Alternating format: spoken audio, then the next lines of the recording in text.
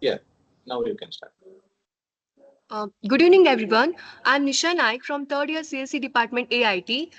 It is my great pleasure to warmly welcome all the respected faculty members, dignitaries, and participants to today's session of the ATAL Online Faculty Development Program on Digital Forensic in Cybersecurity, organized by the Department of Computer Science and Engineering, Alvas Institute of Engineering and Technology. It is my privilege to introduce our esteemed resource person for today's session, Mr. Venkatesh L Sharma, a renowned cybersecurity and ethical hacking expert with over 12 years of professional experience. He is currently serving as the security officer at Delta Exchange, Bengaluru, and is also an advisor and mentor to multiple cybersecurity organizations. He has trained more than 5,000 faculty members and over 2,000 students, contributing significantly to cybersecurity education and awareness. Mr. Sharma is globally recognized with a Hall of Fame and honorable mention from leading organizations such as Google, Apple, Microsoft, Flipkart, United Nations, and Nokia. He is TraHackMe Global Top 40 Hacker and ranked 1 on the Indian leaderboard and has advised several leading enterprise, fintech firms, and global platforms while actively contributing to incident response, penetration testing, SOC operation, and security research, including the discovery of multiple CVs. We are honored to have you with us today. I now invite Mr. Venkatesh L. Sharma to take over the session. Over to you, sir. Thank you, sir. Yeah, thank you. Thank you, Ramya, for the warm introduction. Thank you, sir. Can I start the session? Yes, sir. Already 82 participants joined. Let them join. I think in between they will join because they are in a, normally they are moving this time, faculty members. Across. I think another 5 minutes they will join, all people. Okay. Slowly you can make with the presentation and other things ready, sir. Yeah, yeah. मेरा screen दिखो एक बार. Pin my screen.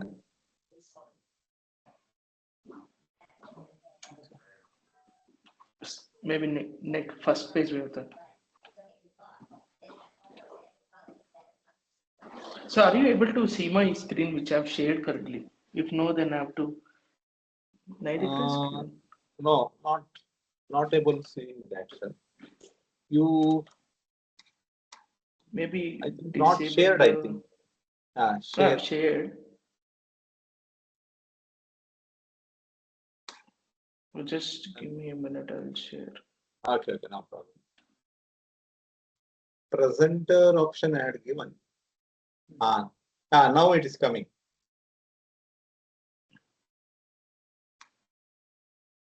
Yeah, yes, sir.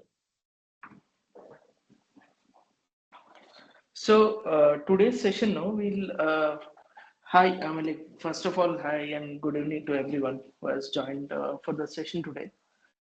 So I'm really happy that I'm able to help you people, mainly faculties, in your journey for cybersecurity.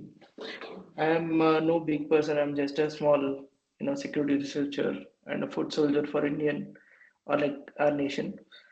So today we are going to divide this session into two parts. So one would be the first part, which will be from 6 o'clock to 7:30, I think. So the second part will be like after a 10-minute break. It'll be from 7:30 to 9:30, I guess. So what we'll do is today we'll have some interactive sessions, and also in the second half we'll be doing more hands-on sessions. So primarily, I want to conclude with questionnaires. So it can be in first session and second session both. There can be questionnaires in the middle, after the first session and second. So that is how I want to conduct this training. So first thing is we are going to talk about some advanced topics in cybersecurity. So this is what I don't know if you people are aware of certain topics which we'll be discussing about.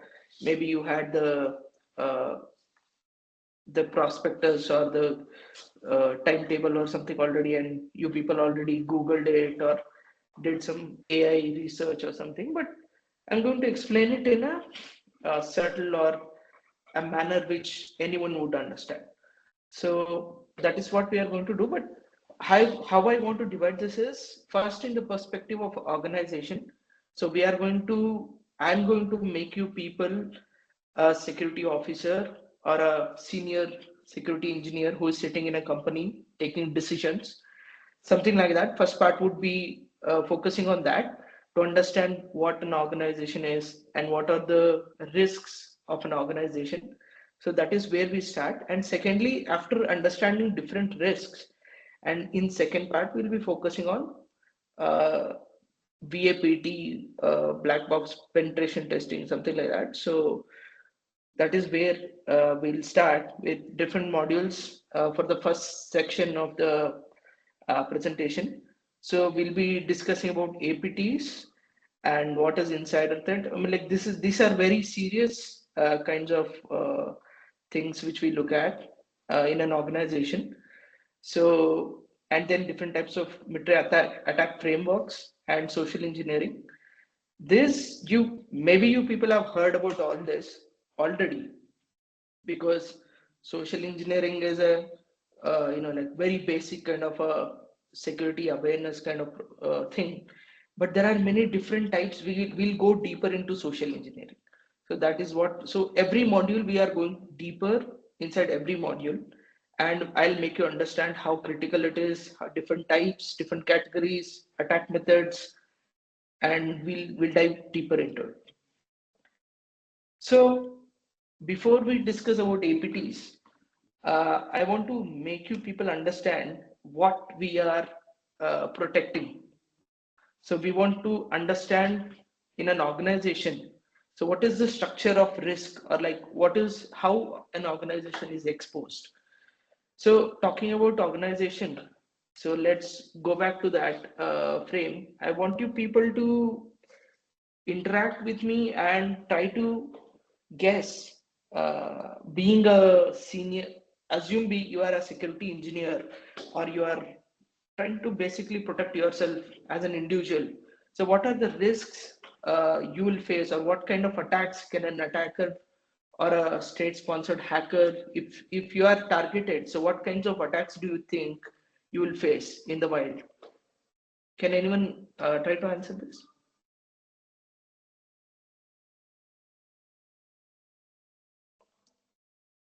Am I audible? Hello? Yes, sir, you are audible. Yeah, so can someone, like try to answer this question saying that if you are targeted, assume on the internet, so what all things do you know that this can be an attack on me, or like through online, how people could attack you?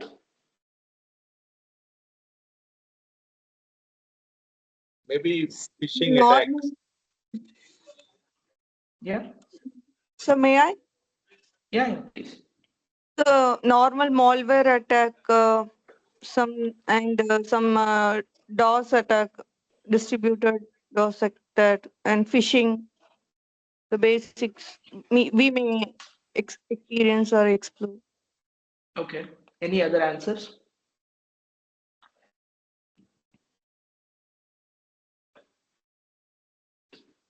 See, feel free to answer. I mean, like, we are not going to judge anyone. So whatever you are feeling, maybe the answer, maybe that is correct answer. That will, help you go deeper into cybersecurity. We don't want to judge anyone. So feel free to answer. So I didn't learn everything at start. So even I failed many times, and I also, learned it by answering the question first. You people have to answer certain questions. So if you don't answer, if it is not interactive, then I'll also lose interest in teaching things.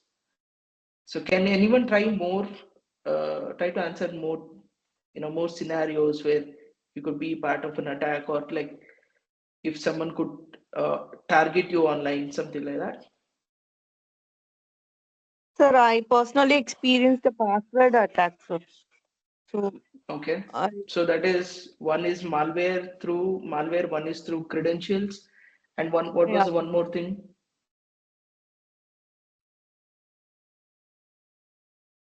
Facebook ID. Okay, through online, someone pretending to be your friend. People guess, I mean, Yes. like, we are not discussing about a higher level of attack scenario. We're discussing about how a person could get attacked. So Yes. Email you as spoofing. an individual, yeah, Yeah. email Email spoofing, spoofing. phishing, Yeah. yeah. What more things?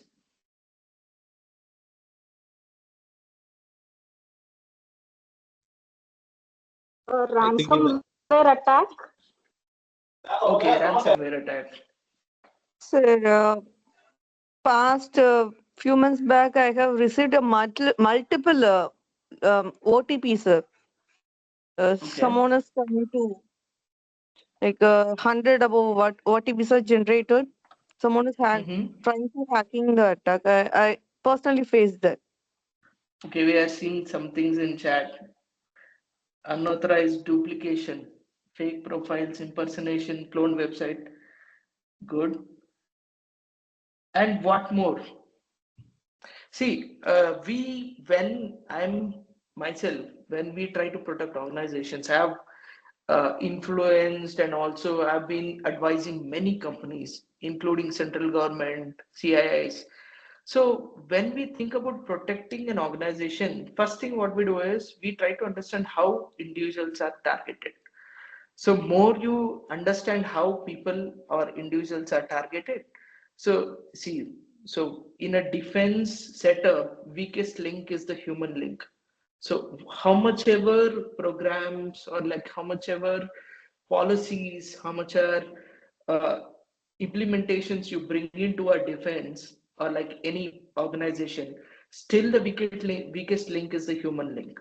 So you can have n number of firewalls, you can have n number of IDS, you can have n number of email security filters. No matter what, the weakest link would be the human link.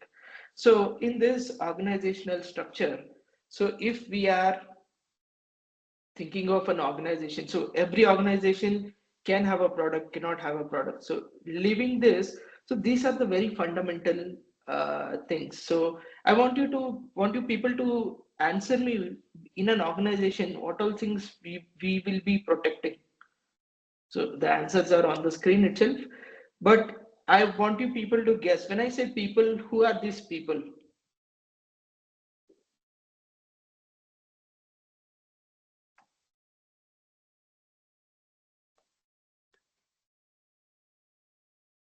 We we are the people.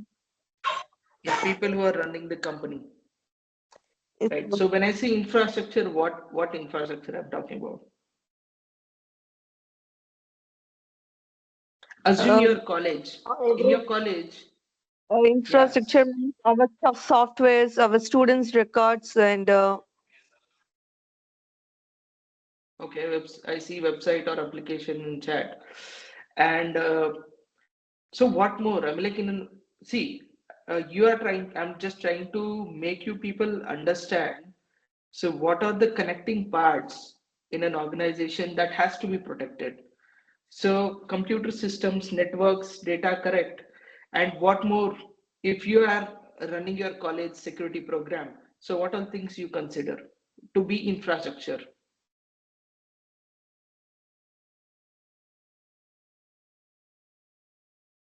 So computer systems, correct, networks, correct, website, maybe internal, some student is running some kind of project.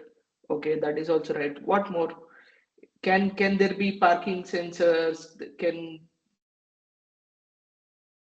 staff is not infrastructure. So we are trying to protect everything as an infrastructure. For example, there can be a parking application, there can be a parking sensor, or there can be an IoT which is capturing all the photos of vehicle which is coming in and going. Yes, the lab setup also.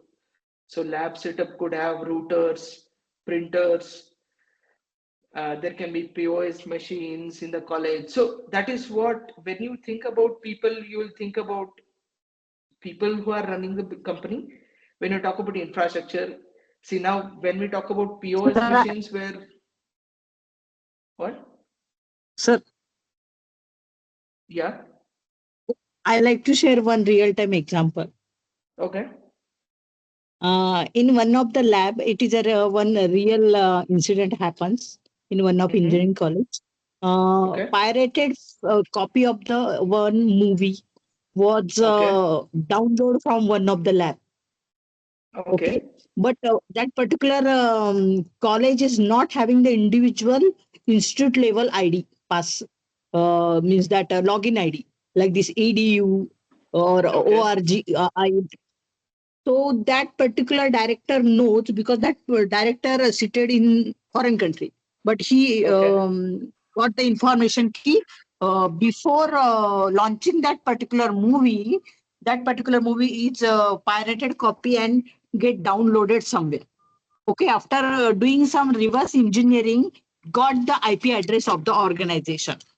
Again, got the IP address of that particular lab. But the one condition is that key during in a week or in a month, many students operating on that particular system.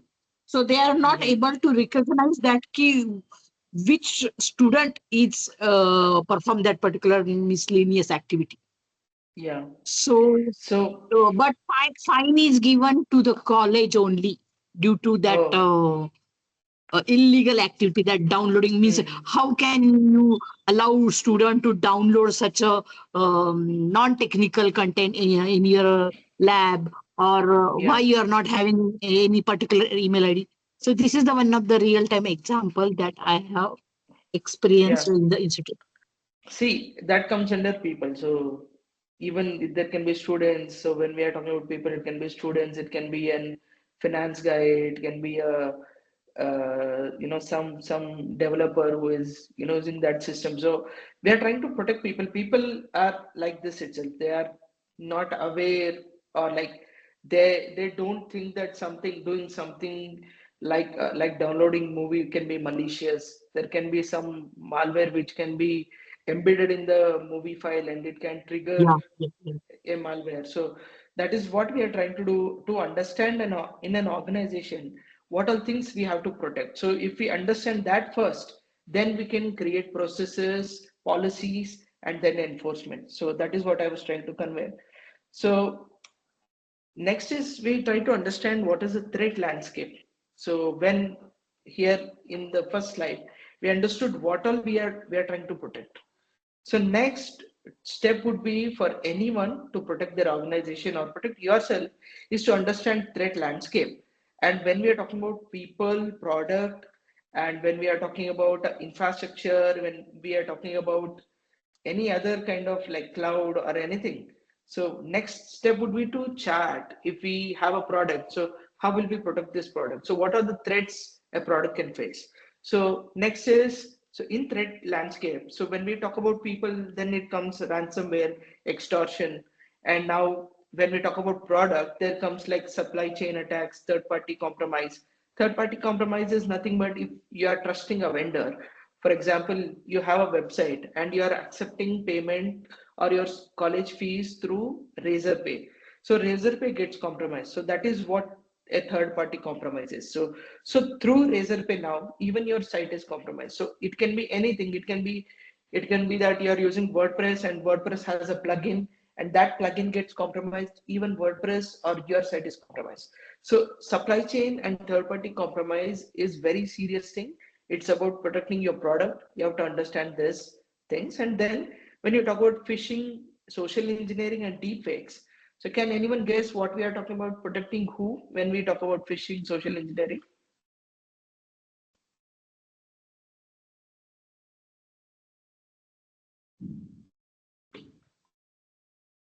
So when I talk about ransomware and extortion, we were trying to protect people. So that threat landscape is was of people. So when I talked about supply chain third party compromise, I was talking about protecting the product.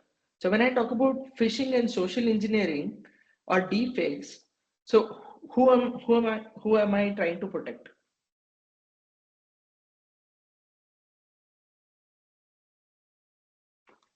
Sir, I have again it's product. Am I audible? I think, sir, yeah, We are try to protecting against the product. Maybe correct. It's my guess. So I am audible, right? So people are able to hear me? Yes, Yes, sir. sir. Hello? Yeah, okay. So so w- so when we talk about phishing and social engineering, you people understand what phishing and social engineering is, right? Oh, yes, sir. So if people don't understand, you can please ask me. I'll try to explain. I don't have any issues not explaining things.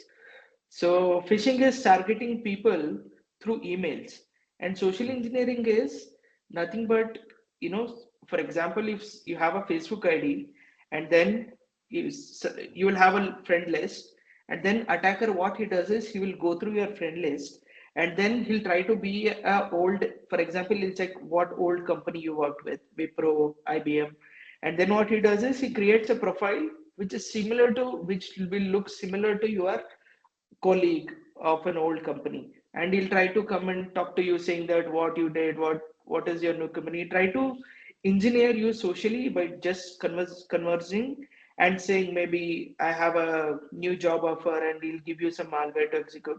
So something like that. So engineering, or like talking to someone and trying to make them do something which they really don't want to do, is called social engineering. And deepfakes, you people already know about deepfakes. You people know about deepfakes, right? Yes, sir. I am not able to hear anyone. I'm Yes, sir. only You able to can Yes, hear sir. continue. Yes, one We person. know yes, about sir. deepfakes. Yes. Yes, sir. I mean, like, feel free to talk. I mean, like, so, Explain about. so, so when I'm talking about these things, so whom do you think they are targeting in an organization through this? Deep fakes are person's identity. Uh, People. Top employees. Yeah, they are trying to attack people. Yes. So cloud and SaaS misconfigurations, again, infrastructure, insider threat, which we'll be learning about it more in detail. And in this session itself, credential theft, identity attacks, again, people, they're targeting people with credentials. Credentials, when I talk about credential theft, so credential theft is nothing but you don't assume that credential theft. For example, there can be an info stealer. Maybe you get infected through info stealer, and then your passwords and everything is stolen through info stealers. Or maybe you are in your Chrome browsers, you have saved passwords and all. Many of the times those things are not encrypted. And then what happens is you'll try to visit some site or try to install any plugin on your Chrome browser, and this plugin steals all the credentials which you have stored in plain text in your Chrome browser. So most of the time when you store credentials in your browser, you will assume it is safe, but it is not safe. It is not saved in an encrypted format. It is stored in plain text. So credential theft happen in this way, or it can be as some USB drive which you plug in of your friends, which will steal the credentials from your laptop. That can be also a thing. And also identity based attacks are, like through this leaked credentials, the username and passwords. If you are not enabled 2FA, MFA, or any kind of multi-factor authentication, then they use those credentials to attack or like compromise your accounts. And through that, if you are in an organization, through that credential theft or through that identity which now they have because of the leaked credentials, username and password, now they'll be able to attack the organization using the same credentials. So this is also a people attack, targeting the people of an organization. Next is zero day vulnerability exploitation. This is when we talk about zero day, it can be the product which is being targeted. For example, the product is built on React, it can be built on Python backend, it can be built on Elixir, it can be built on PHP, many things. So when we talk about zero day, it is not just the product which is being targeted, it can be the devices of the people, because even devices have devices, they are using mobile phones, laptops, even that can have zero days. Either it can be the routers, infrastructure, also AWS can have issues. So when we talk about 0 days, it is targeting everything, not just the product. So that is one thing. And data exfiltration, this can be, we'll be talking about this more when we talk about APTs. And geopolitical threats. We are currently seeing how US is attacking Venezuela, and there are news that before they attacked Venezuela, they attacked through cyber, and they killed power grids and all that. So there are lots of news. So that is the power of cyber attacks or offensive capabilities or soft power of a country. So that is necessity now. So cyber attack on a country before even going for war is very important to gain a foothold in their cyberspace even before going to war. So that is where cybersecurity is a critical element for any country. So that is one thing. And then API and application layer exploits. So what are APIs? So where are APIs used? Anyone can guess? We can use the weather forecasting servers or Google location servers like APIs for connecting to our application. So when APIs are basically used for calling Windows internal functions. that is different. I'm talking we are talking about an organization and how to protect that organization currently. So we'll take later talk about what APIs are, how to protect APIs. Currently, what I'm trying to discuss is when we are talking about threat landscapes, we try to understand what are the threats, common threats, which is faced by an organization. So I'm trying to understand in the category which we discussed already when we are talking about an organization. So what are things we need to protect? So when we talk about API and application layer exploits or security, so what do you understand what an API is and where does the API fall when we talk about it inside an organization?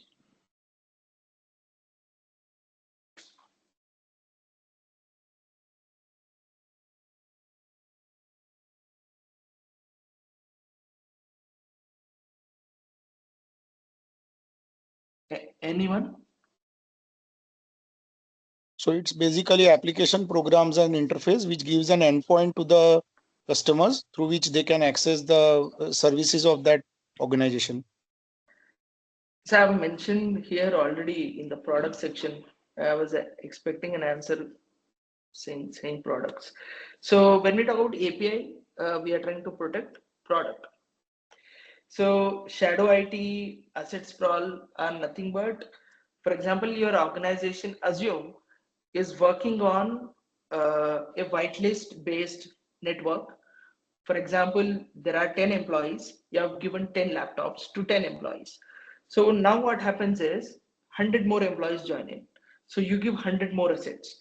But in the past 10 employees, one employee will leave the company with the asset and you don't even take back the asset and you also forget to blacklist the asset. So this is where shadow IT comes in. So the assets which the employees has left already or the assets which you had whitelisted but you forgot about it. So that is what shadow IT is. So when we are talking about, again, we are trying to protect the infrastructure, and also we are trying to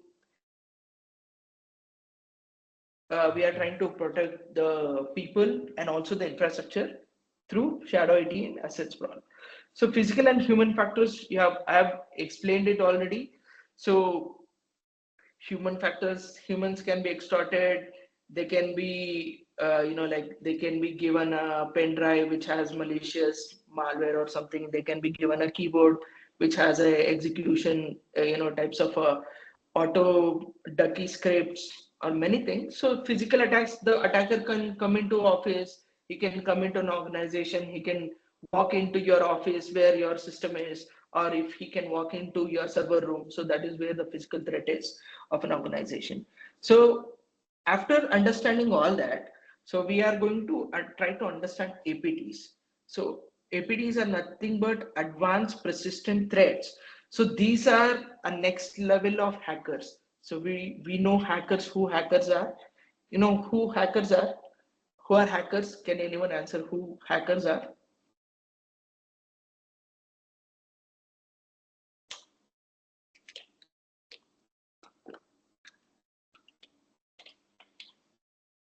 who are hackers?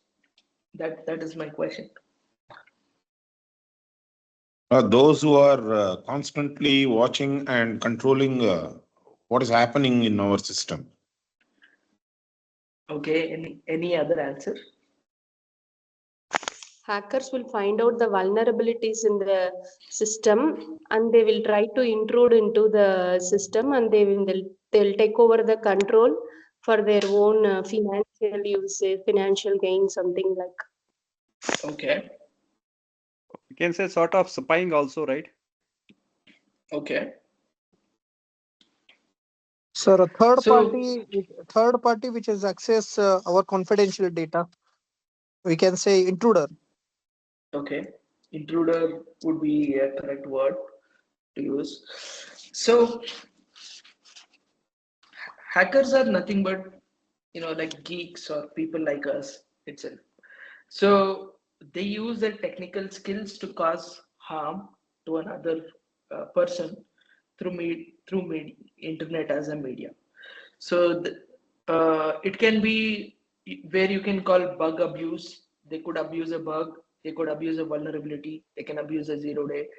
So depending on what they are trying to do, there are different categories of hackers.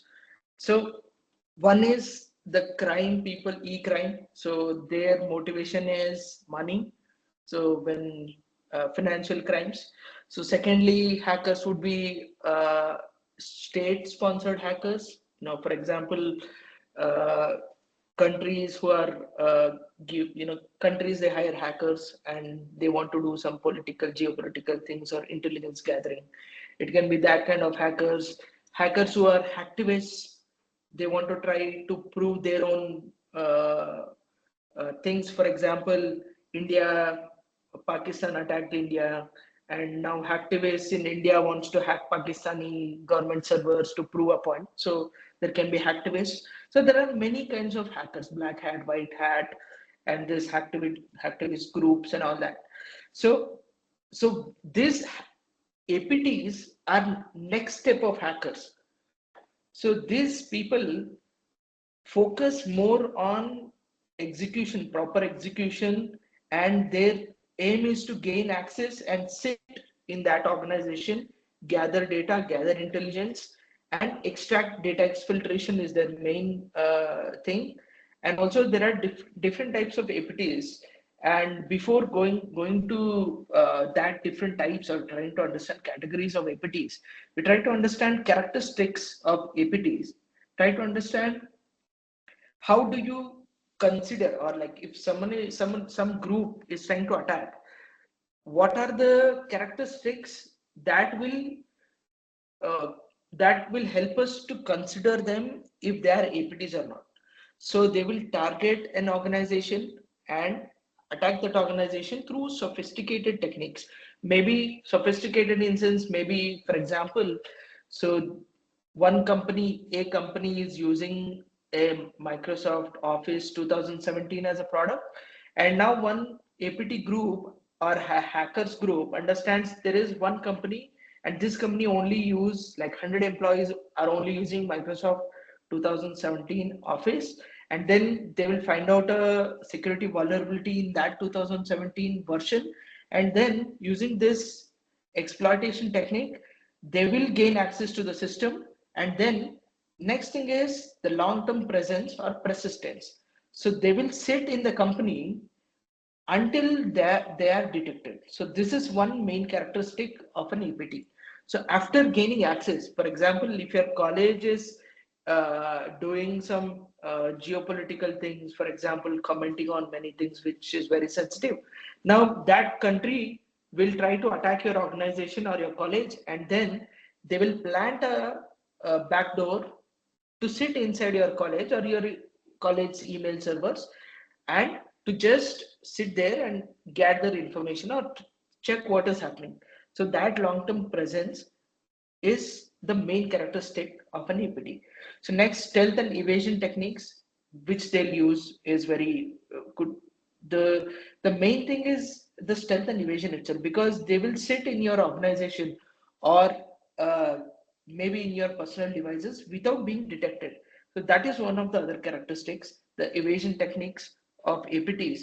And also next is the multi-stage attack lifecycle. For example, if they're sitting in an email or in your email server, and then you will detect it and remove it, they will have a backup plan to come back and sit again in the same server or in a different service belonging to the same target or a same kind of a service, which is of, so they're mainly basically whatever they are targeting, they will have this characteristics where you can see if the attacks was targeted, if it is a sophisticated technique, is the presence long time. So from the time of detection or from the time of detection, how when you do the forensics, you will understand how much time they have sat there, or the payload or the vulnerability was exploited, how long ago and how long they are sitting in the service. So this is one of the characteristics of APTs.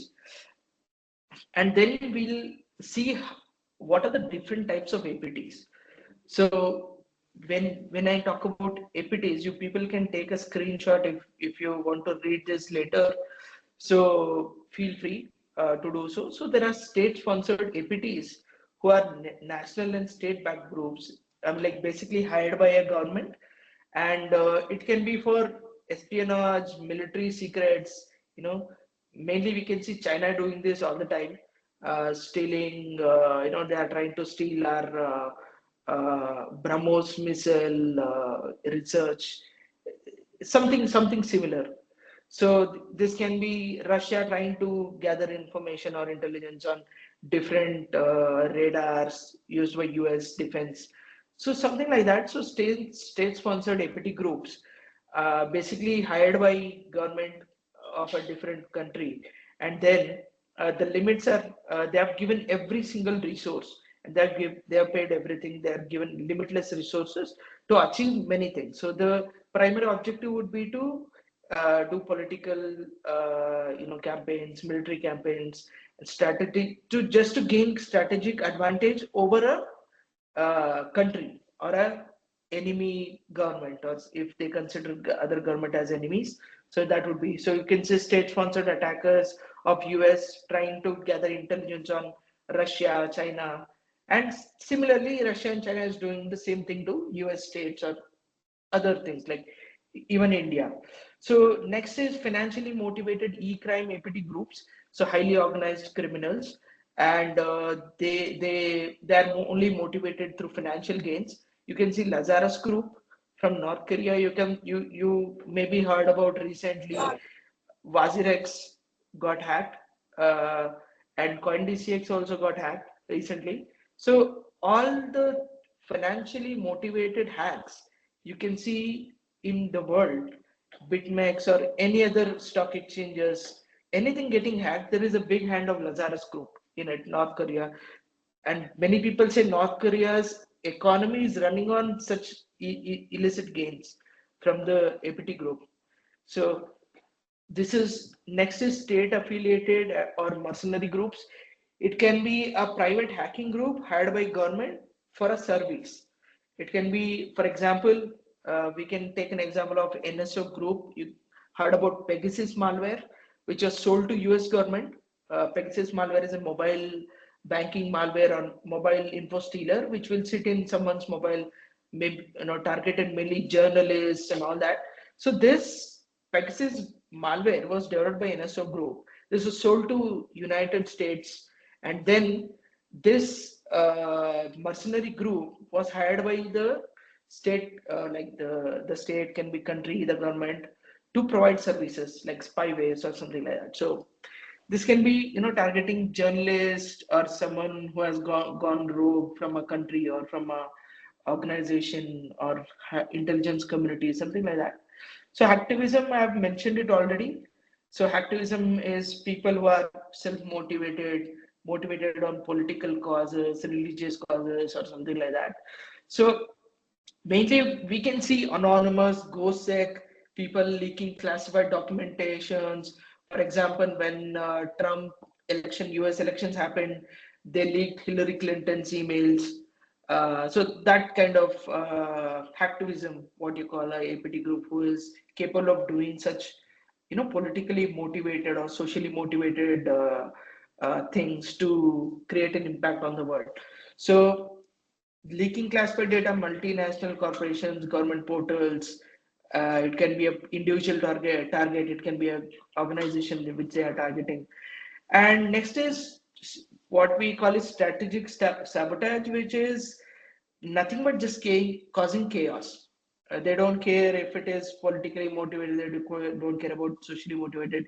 For example, ransomwares come under this category. They don't care about anything, or they just want to cause chaos. So they mainly target a critical infrastructure like energies or like ICS or something. We can take an example of Stuxnet in 2005 when USA targeted Iranian nuclear facilities, and they wanted to stop Iran from creating weapon ready or nuclear uranium to that which could have been weaponized. So they used Stuxnet to stop or like infect such SCADA systems and then kill those uh,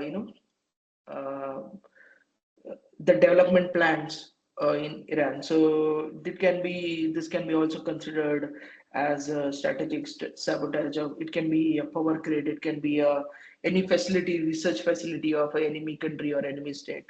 So that is what we know about APTs currently. So any doubts until now? We discussed about different types of APTs, and so any doubts?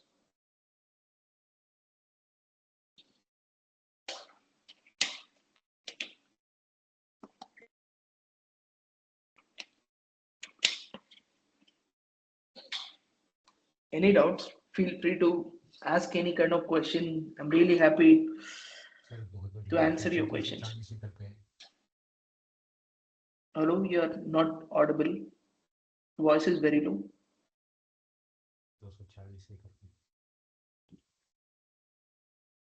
It's okay, sir.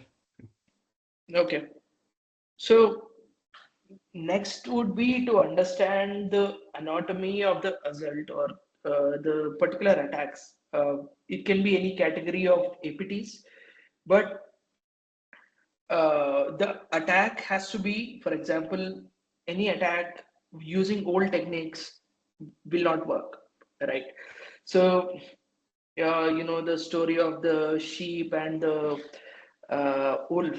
So when 3 to 4 people, when he said wolf, wolf, and people tried to help him, there was no wolf. So when actually there was wolf, when he screamed wolf, no one came to help him.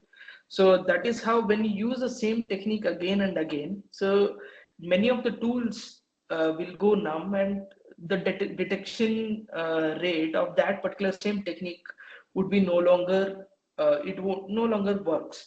So that is why, so for any APT group, they have to come up with new techniques. So they have to utilize sophisticated tools. They have to build such sophisticated tools. They have to build their own new techniques. For example, if I'm sending an email saying that, hi, your account was accessed somewhere else, please click on this link. So if the APT uses the same technique again and again, the technique will be detected automatically in email filters. So the technology which is already available will detect such. For example, 3 people marked it as spam. So next time if the APT uses the same technique, then the filters will automatically detect it. So anatomy of understanding the attack methodology of an APT, they have to create their own sophisticated methodologies first, and then they have to find 0 days in a product which is being used by an organization. As I gave an example of Windows 2000, the Office 2017, which was used by an organization.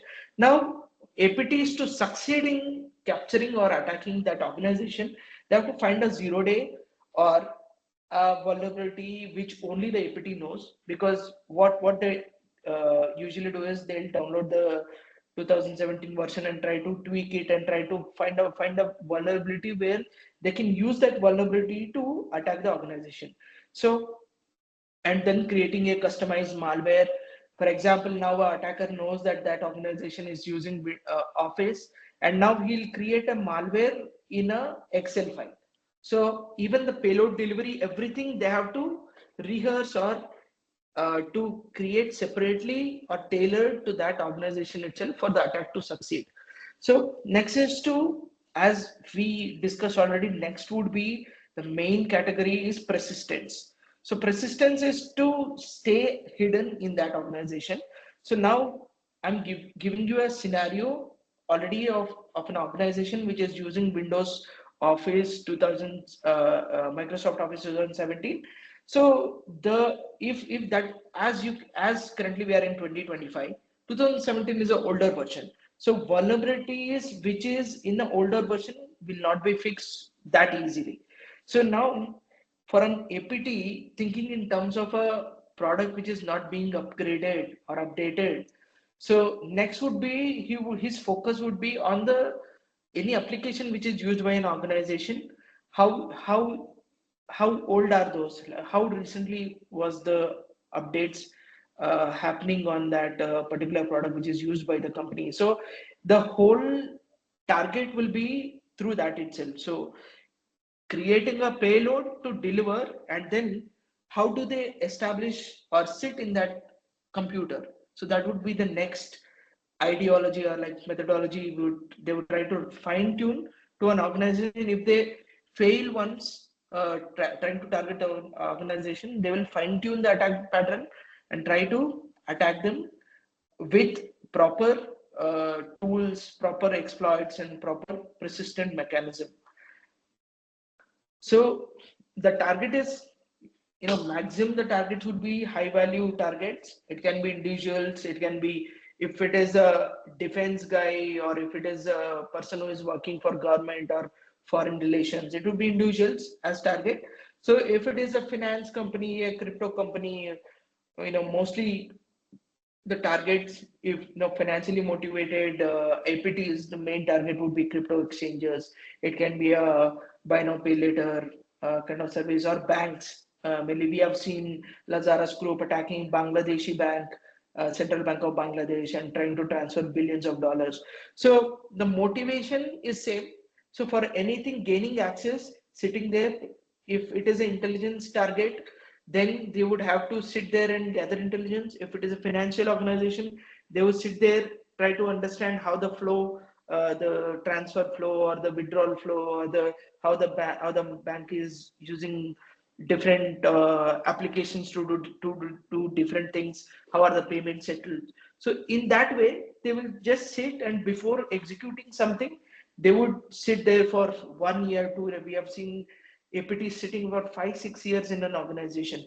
So SolarWind hack. There are many such hacks which happen, and the attackers sit in a company and try to understand what's happening. And when they execute something, they would execute very persistently or like without any mistakes. So that is what you can see. So when we talk about the life cycle, so it would be of this techniques or like how the attack happens when an APT targets an organization. So what next steps would the attackers do? So one is recon. So recon will be learning about recon in next session. After this, I will help you to understand the hacker's perspective in the next session, and you will just try to understand what is the steps which an attacker would take. So first would be recon, so gathering intelligence on a personal infrastructure of the organization. For example, there is flipkart.com. Flipkart.com will attacker would go and see what subdomains are, where flipkart.com is hosted, and what are the defensive techniques flipkart.com has already. And he will see flipkart.com, where is flipkart.com office, and how is the office secure? Is there access cards to enter into Flipkart office, or like, is there guards which are sitting outside?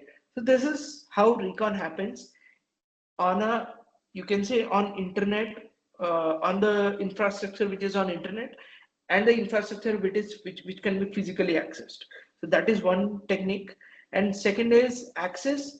So in initial penetration via, it can be on online through phishing techniques, social engineering. If the access is physical, it can be someone trying to drop a USB drive, someone trying to hack a Wi-Fi which is located inside your office. It can be someone trying to sell some IoT product or a new router to your company, and that is infected by default, or someone trying to gift a number of employees with new keyboards, new any other physical devices which can be plugged into your computer. So next is the persistence, which establishing a connection or C2 connection, what control server, where it can be a malware, it can be an exploit, it can be a reverse shell which is established every time you switch on your laptop. It can be a malware which gets activated from your startup processes. So that is persistence. If it is a server, then server methods, depending upon the operating system. So in Linux, there can be a rootkit which is sitting in Windows service. There can be pingback servers. It can be info stealer. It can be so many things in Windows, not just like on Linux. It can be a bash script or a bash script which is calling the remote attacker server every time your system is restarted, or maybe it has created a scheduled task for every 1 minute calling the attacker server. There can be n number of things when we talk about persistence. So we have seen hackers getting very creative and doing so many things, like to establish persistence and to not to be detected.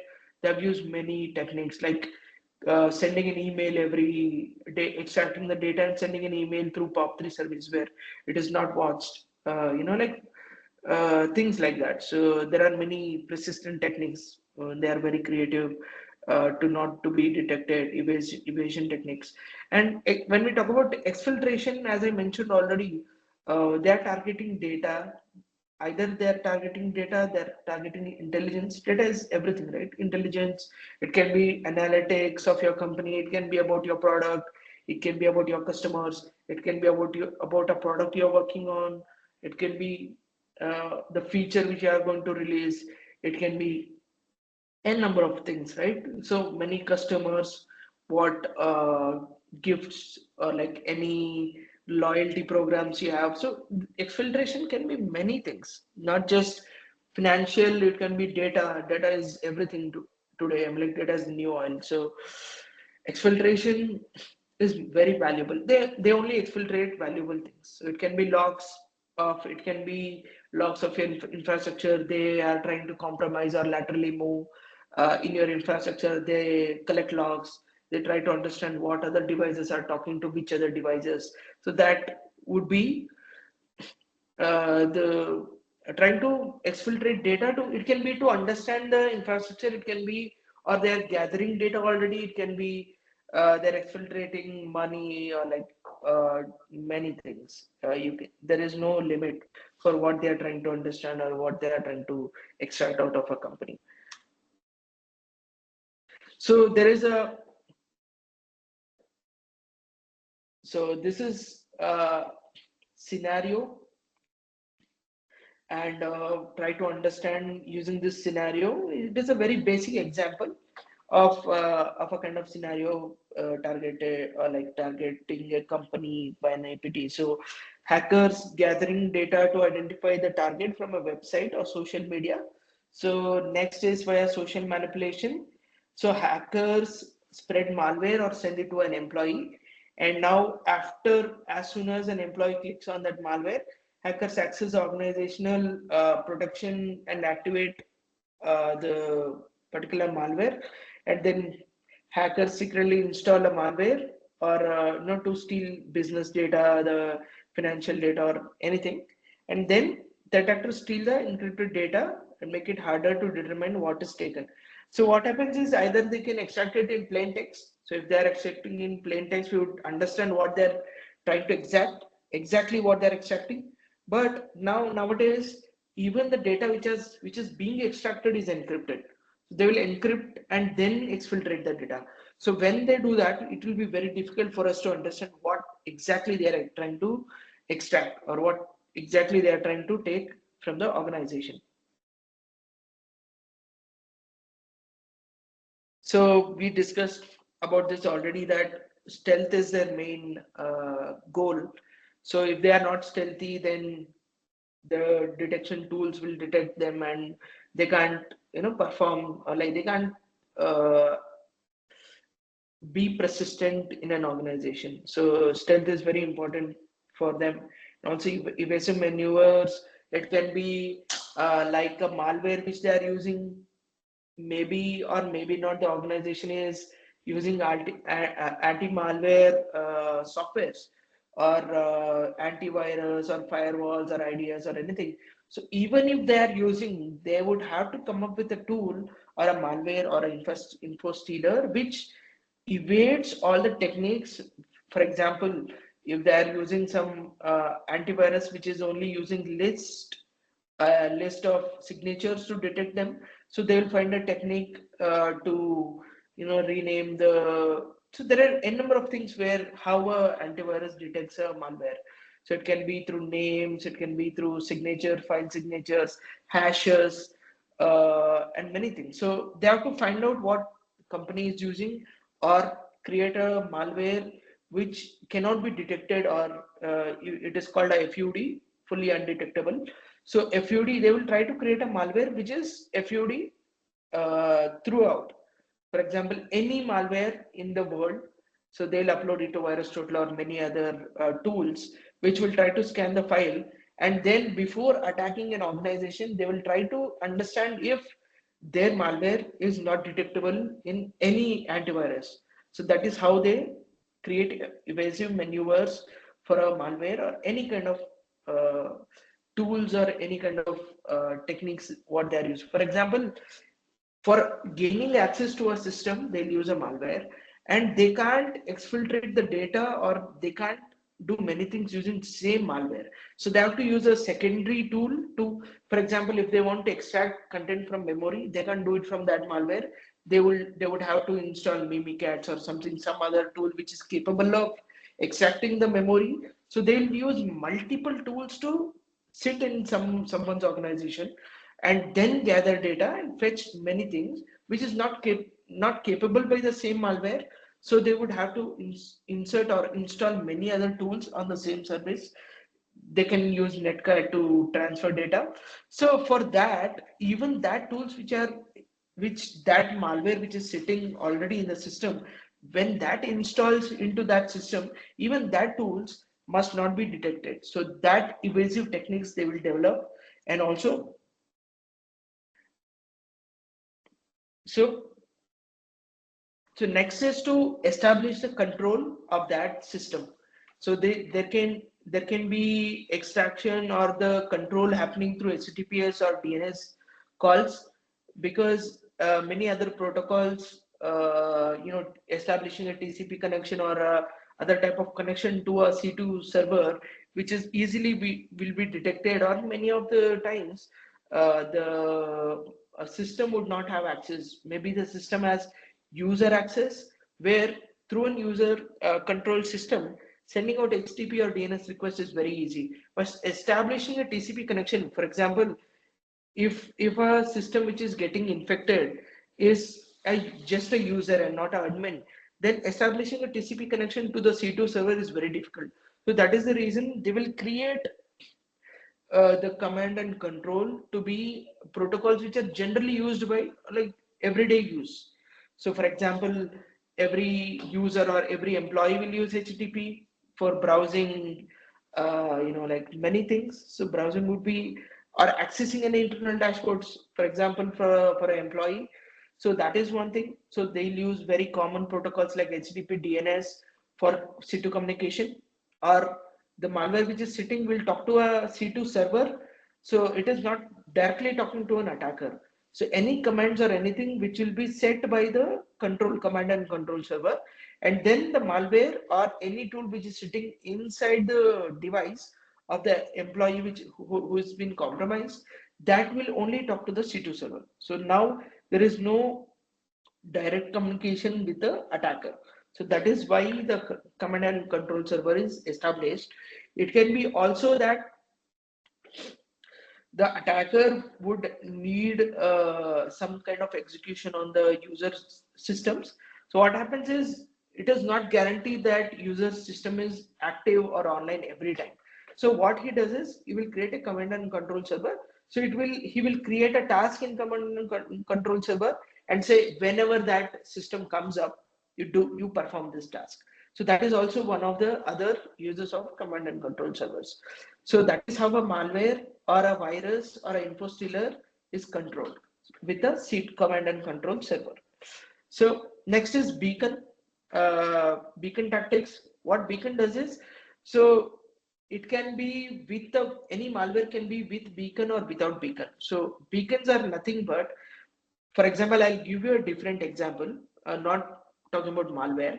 So what happens is when you turn on your, assume your phone and your Wi-Fi device at home. So whenever you turn on your Wi-Fi on your phone, that phone sends a beacon to the router saying that, hi, I'm back online, so I want a connection. Like, give me internet connection. So these are beacons. So even when, for example, when you're out of your house and your Wi-Fi is still on, and there are your Wi-Fi is still on, and there are common connections like home to, and now your phone is sending out beacons when you roam around. It is sending out beacons asking every Wi-Fi device, are you home? And I'm trying to reach home. And so those are beacons. So you will see how easy for your phone is to connect to your home device. It is because of that technology where it is sending out beacons saying that, okay, hi, I'm back online, so let's connect. So these are beacons. So what happens is if your system is infected with a malware and this malware is sitting in your system, whenever it comes online, it will send out a beacon to the C2 server saying that, hi, I'm back online. So do you have any task for me to execute? So if there is any task, then after there is a beacon, and then the C2 server establishes a connection with the malware or any tool which is sitting in your system which is compromised. And then after the beacon, any tools or any kind of command or any kind of tactics or any data exfiltration is tasked or like executed in your system.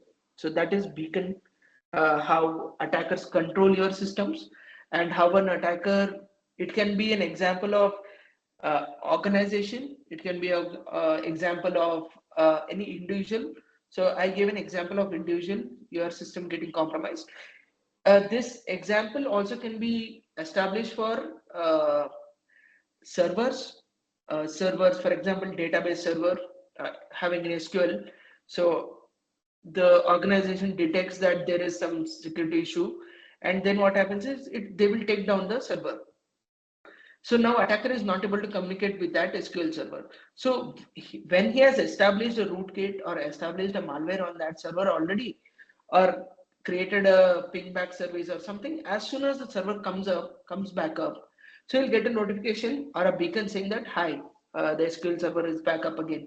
So that now he can try to connect to that uh, server or SQL server to extract the information. So that is what, when we talk about the tactics, we are talking about tactics which are used by APTs. So command and control is one of the tactics to establish persistence. So these are the two techniques which are generally used by APTs. And now we will see about a case study of Stuxnet, when we discussed already about Stuxnet at the start.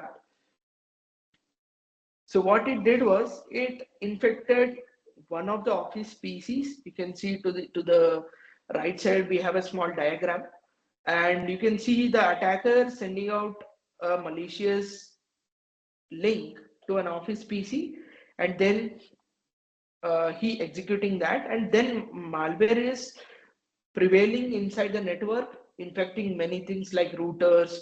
It was a worm. It automatically infected many other things. And through that, it reached the PLCs which were targeted. So as we mentioned already, we discussed about Stuxnet. It was trying to, invade SCADA networks, which were developing weapon grade uranium. So the whole scenario was this. So the malware was not controlled by any C2 channel. The only thing was they gave it instructions to find a HDMI kind of a protocol. When they succeed, when the malware succeeded to find the PLCs or SCADA systems, it went and spoofed the values of the SCADA system and then causing the weapon grade uranium to degrade. So this was the case study of Stuxnet, and we'll be providing this PPTs later. You people can go through the case studies and everything. And next would be SolarWinds hack. So let's like, any doubts until now? Sir, can you explain what language they will be using for writing a code for the malware, sir? Okay. Give me just 1 minute. I'll drink some water.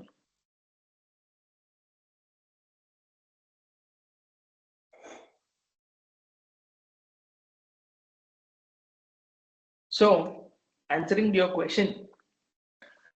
So what happens is, nowadays there are, you can write a malware in any programming language, but what people look for is the execution speed, or for example, if you are trying to write a Windows malware, so you would be aware of Windows APIs, and now using Python, you're trying to add many libraries to create this malware, which will also be able to talk to Windows API.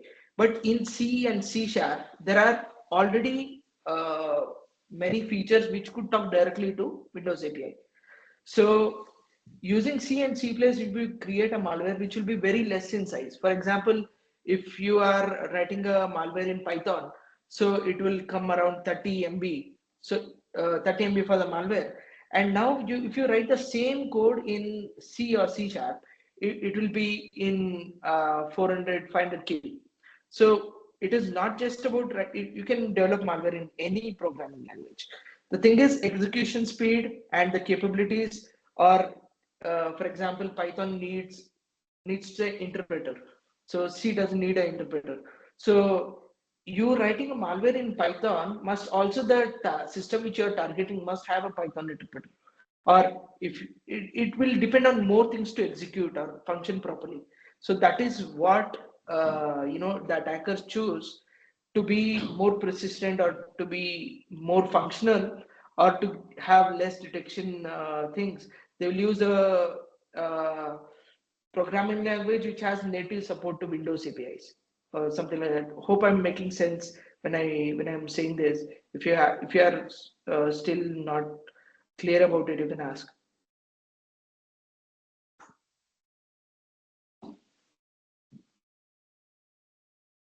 So basically, answer is you can develop malware in any programming language.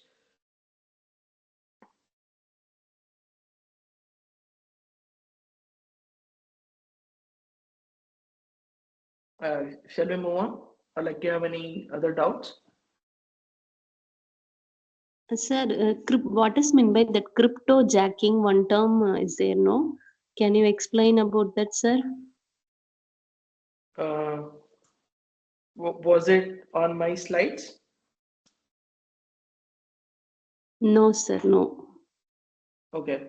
So cryptojacking is nothing but a malware which will sit in your system. It is a functionality.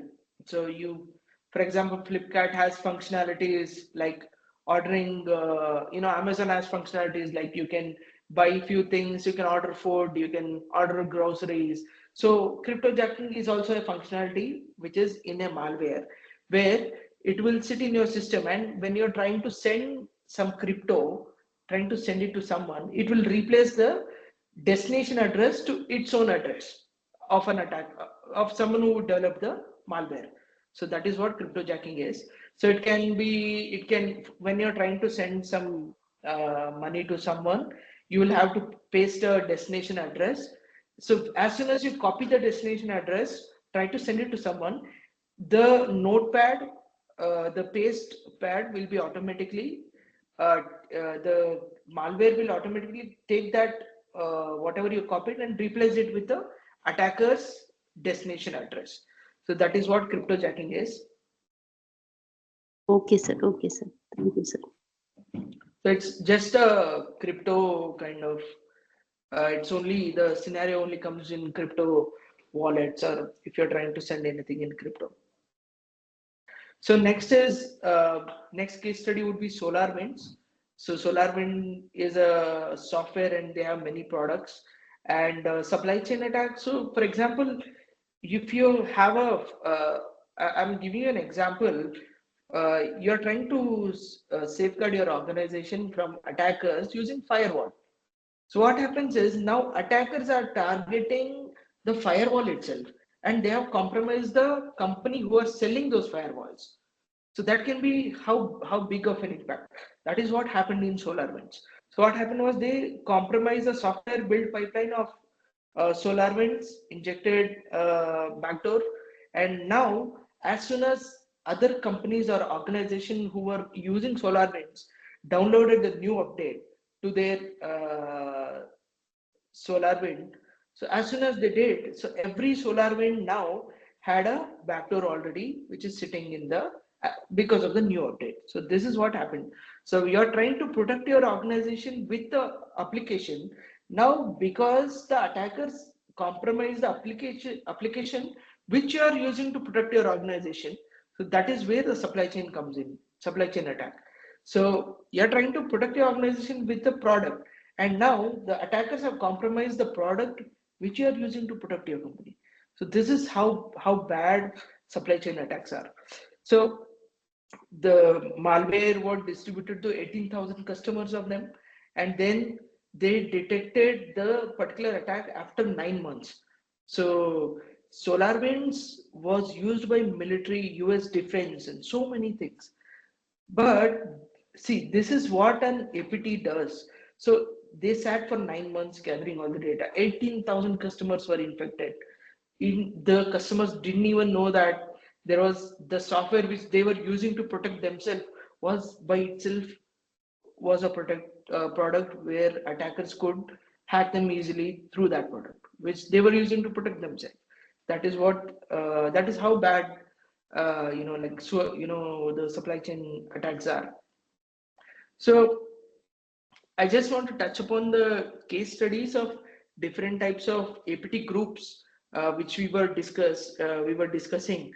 So when we talk about state-sponsored hackers, again we'll be giving this PPT for you people to go Google all this, do more review, do more research on all this, and feel free to understand in more depth. I've just added few lines of trying to make you understand what happened. So when talking about different types of categories of APTs, so you people can go through this. These are real news. These are not scenarios. These are real news. So people can Google this and try to understand the case studies of different APT groups, different categories, and what news is already there to understand that kind of category of APT group. So next is, so now we understand the main thing of a APT is the persistent part. So now until we start to identify these patterns, so we'll be not able to find out the APTs who is sitting in our organization. So we need to understand different indicators which will help us to identify if we are compromised or not. So indicators of attacks, so behavioral patterns which we try to understand. So if there are, for example, there was a user who was just a user, and then now he is admin all of a sudden, or a moderator all of a sudden, so you don't even know how this happened, or like he would not require admin privileges. So these are the indicators of attack.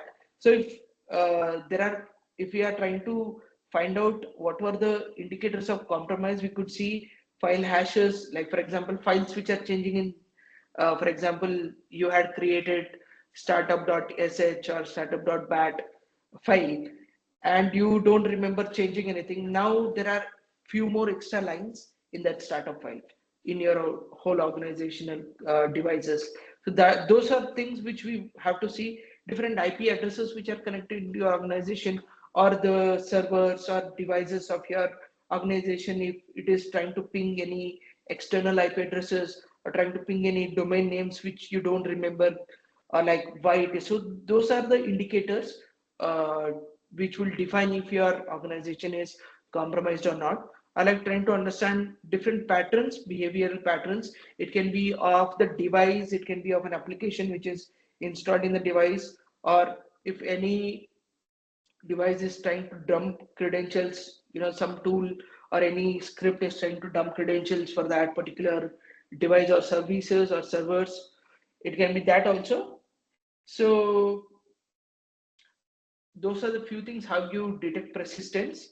Like even if they are persistent, even if they have super evasive techniques and we are not able to detect them in our antivirus or in our XDR solutions. So using this patterns, we'll be able to detect the indicators of the persistence or the APT or the compromise of the device. So next would be talking about insider threats. So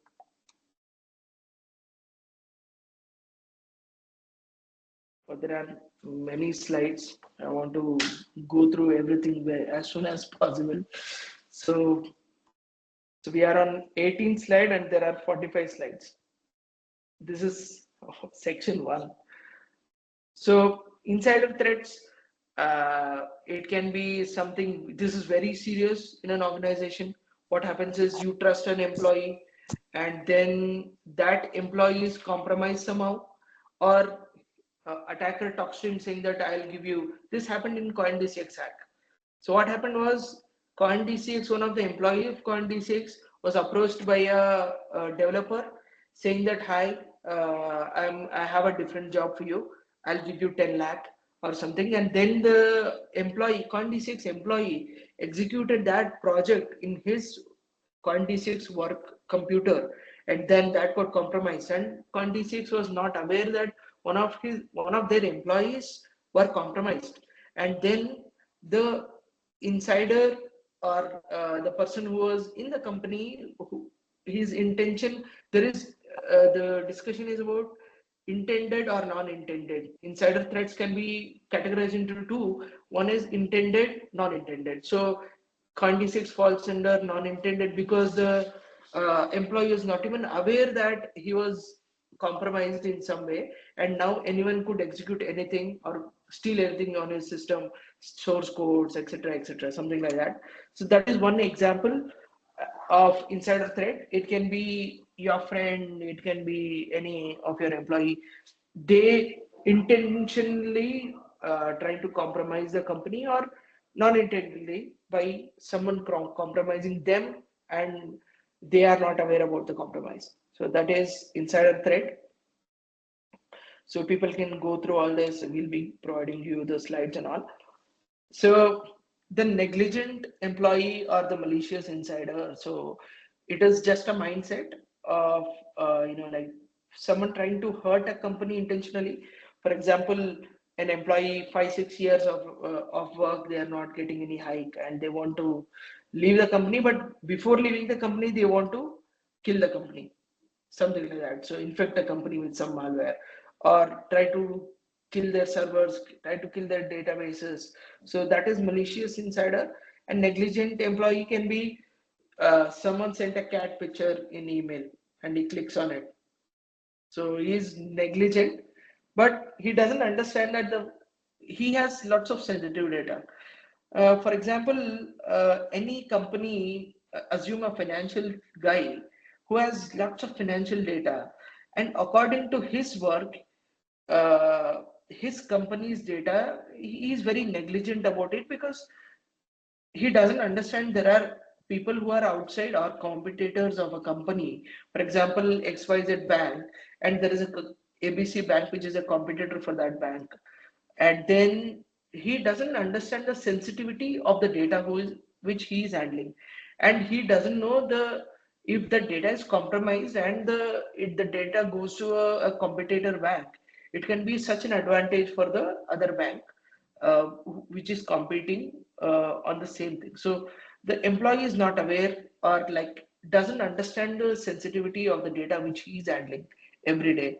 And this can be, he can click on a link, he can download as Madam was explaining, someone could download a movie, and that movie could have a malware which is embedded in the file, and then now he is trying to access the movie or any other site, any malware or anything can execute on that particular person's system, and then because he was negligent, he was trying to just watch a movie, and he will not even care if anything which is happening on the system has to be reported to some higher officials or anything. So that is what a negligent employee is, and a malicious insider, the differentiation. So we are going to understand what behavioral indicators. I mean, like as I mentioned already, and so these are the indicators where we will see if this employee is going rogue, or if this employee looks like a um, insider threat with all these indicators of odd hours of accessing any server.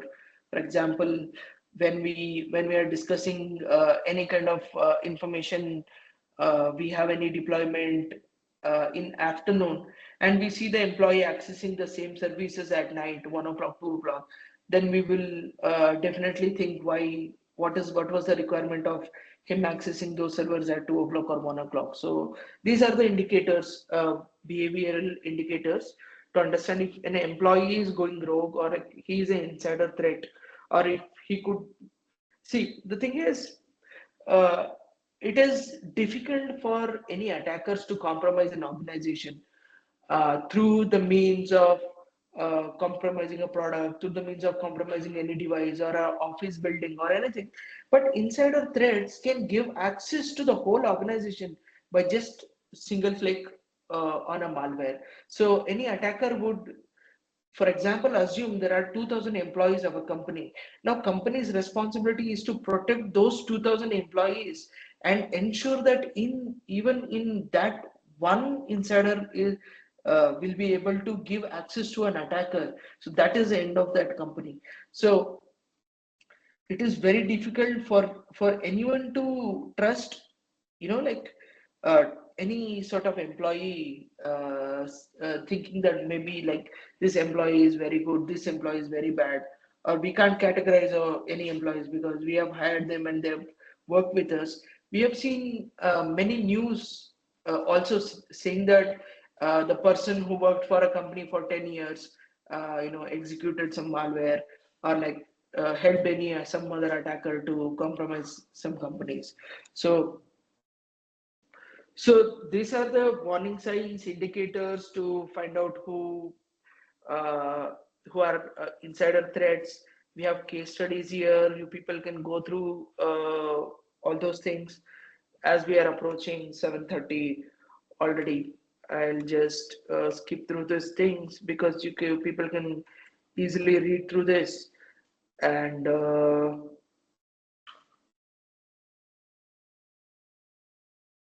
so all this we discussed already, which are just created slides for a detailed understanding.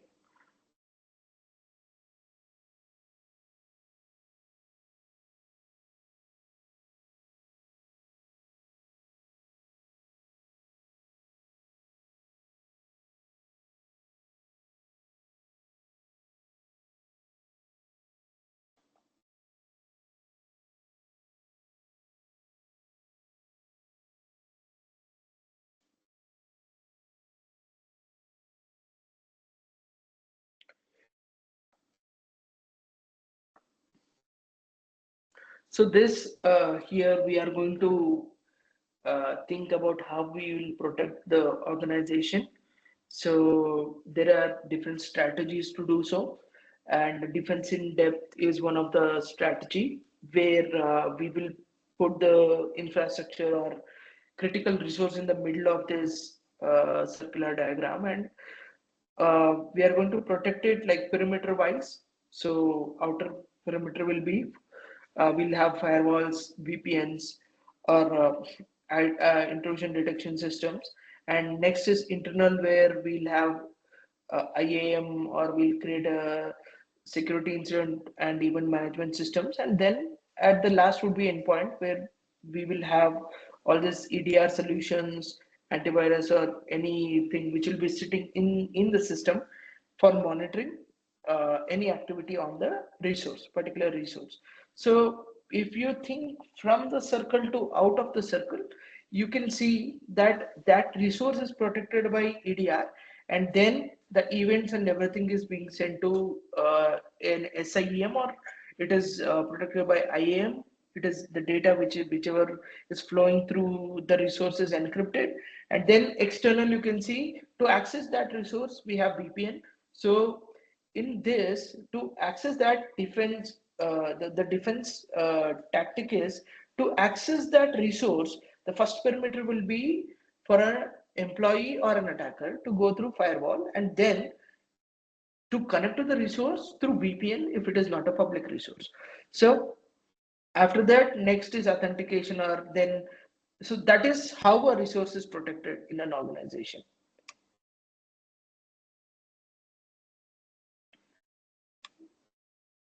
So any questions people can ask, feel free to ask in this whole session.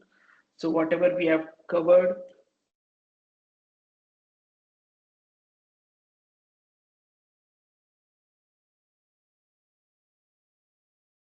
Any questions, feel free to ask. We are done with the first session.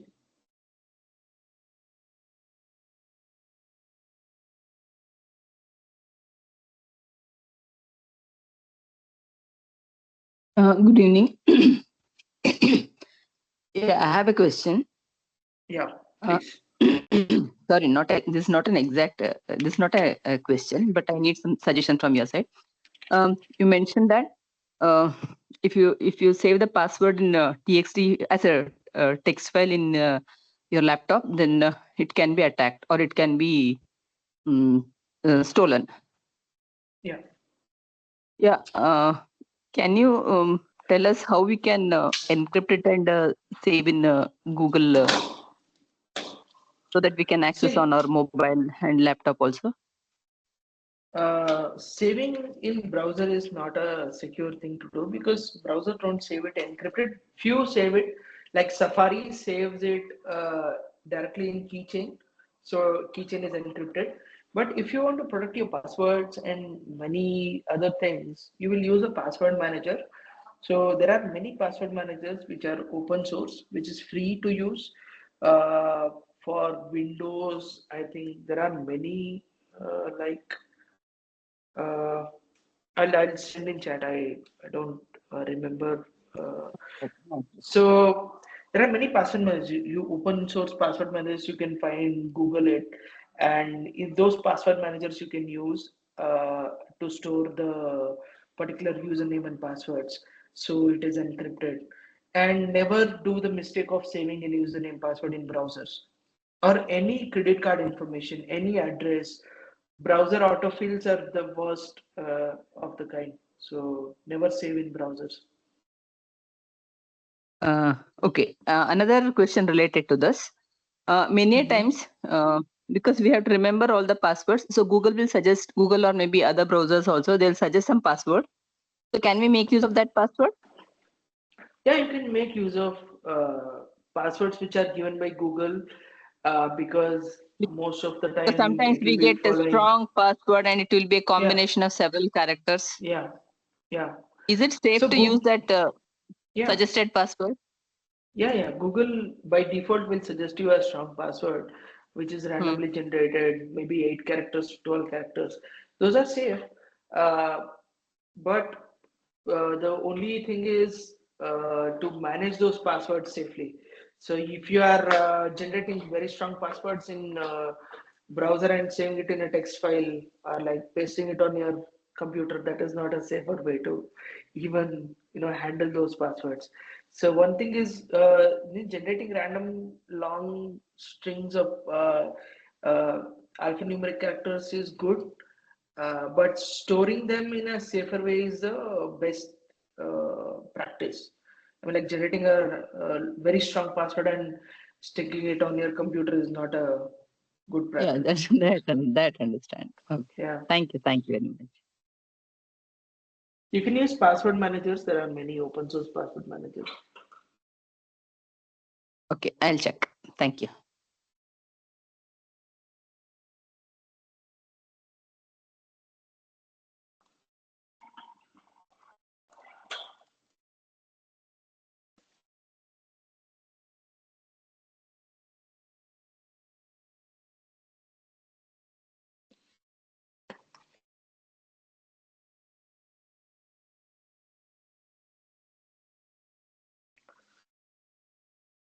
So there is KeePass, Bitwarden are the two examples of open source password managers which are free.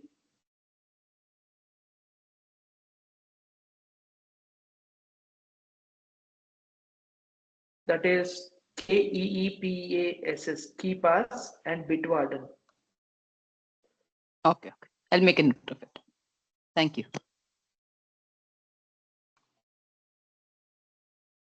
Any other doubt you people can ask, or like we'll break for 10 minutes.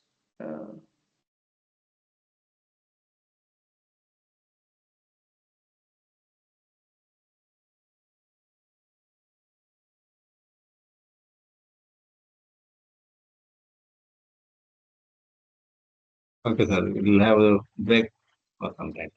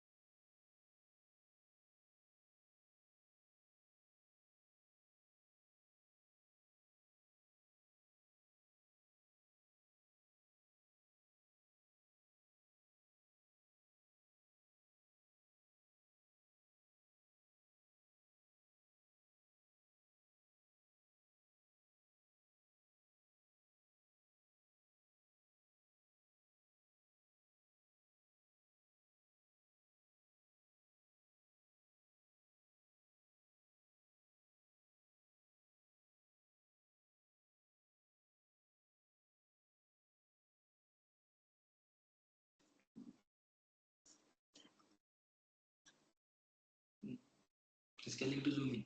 Terminal.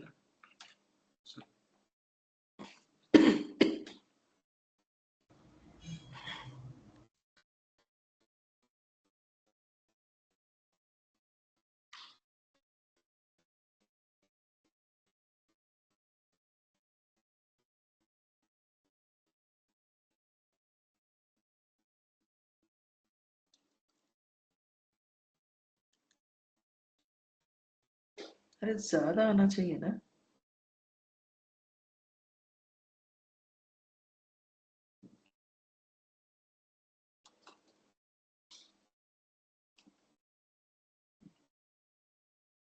Hmm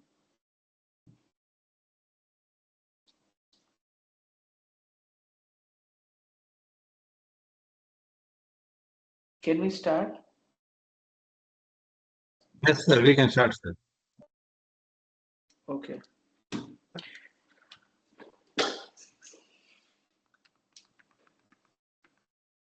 Okay. So we are going to understand like perspective of how hacking works, or like we are going to understand uh, different techniques used by attackers to compromise different products.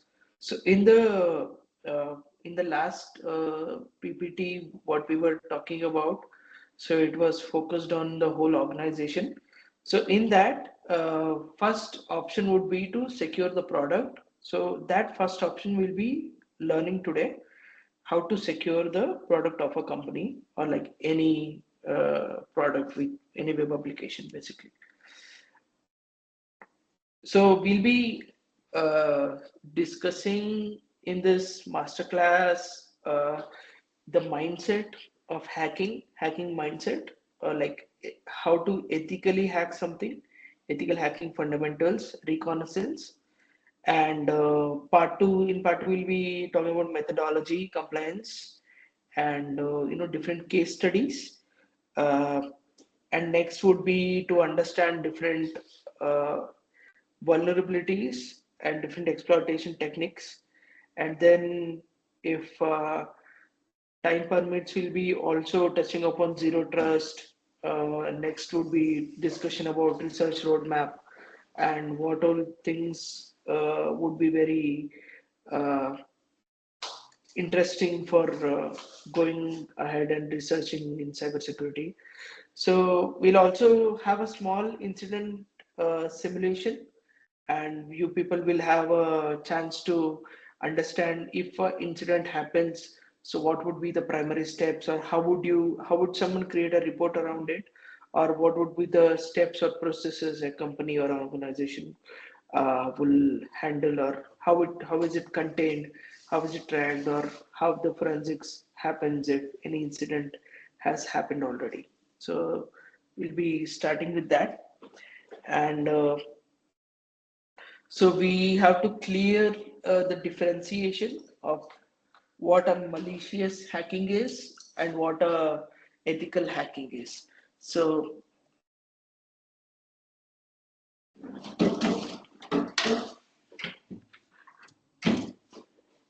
anyone can explain what do you consider a malicious hacking would be, or what would you consider for a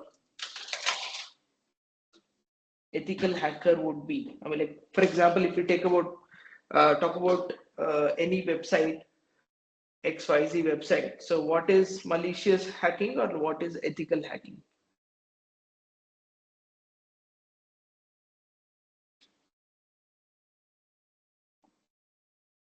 So the answers are on the screen itself.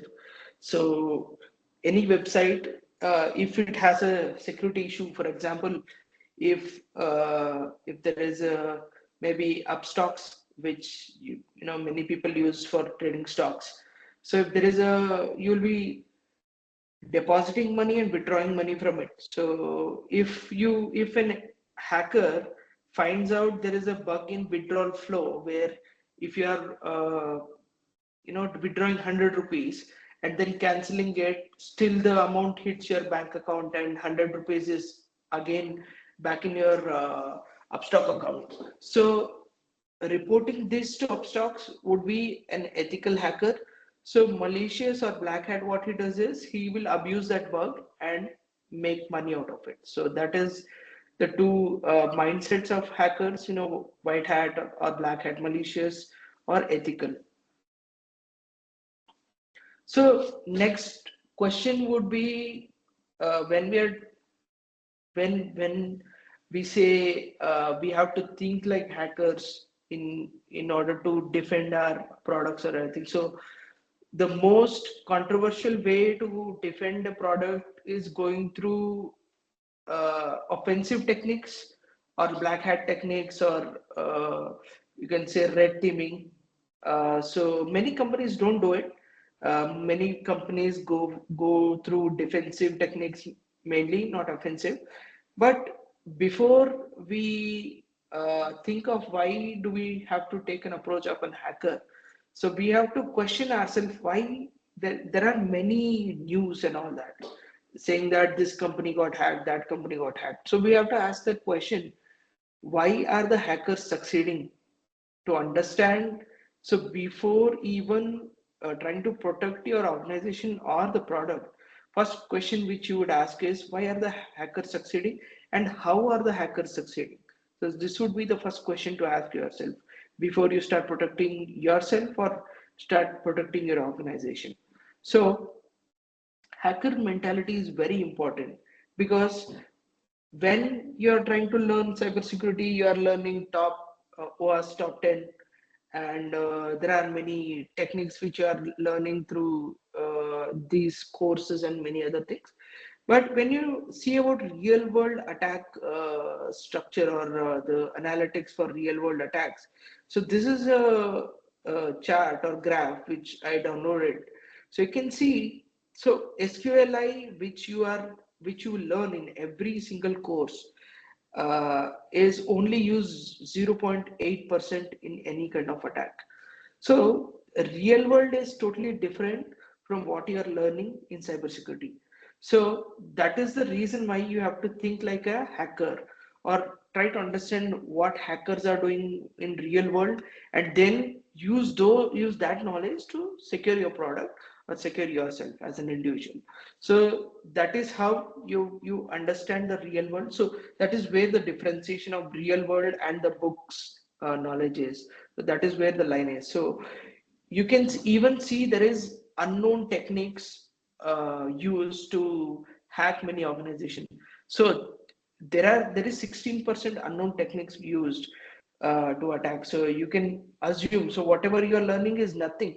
So whatever we learn in cybersecurity, when you are starting in cybersecurity, so you can see those techniques are not even here. It not doesn't even make the chart of real world attacks. So there is lots of things to learn in cybersecurity, and also thinking in hackers mentality or hackers perspective is very important to secure yourself for the organization which you are trying to protect.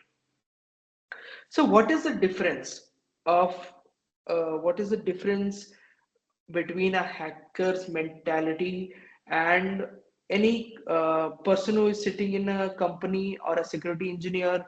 It can be a security architect. So what is the difference in this mentality? See, hacker is also doing the same things which an security engineer is doing. He's also try to pen test the product or test the product and try to protect it. Even hacker does the same thing. But what is the difference? So what is the difference do you think an hacker has, or the advantage hacker has on the when you think in terms of a security engineer? So any guesses, like what is the difference? You can see that I've listed all the different things, but when you think about a developer or a security engineer, so according to you people, so what is missing in this two mentalities, a hacker mentality and a mentality of a security engineer, who is also trying to protect the product? Same way the hacker is trying to test the product, the same way even the security engineer is testing the product. So what do you think is the difference? Anyone?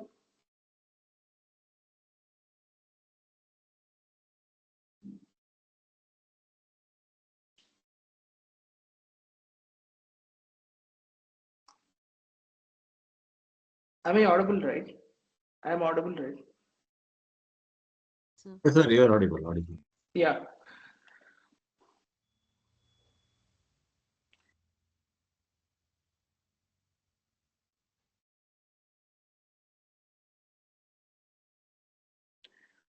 So I'll give you an example.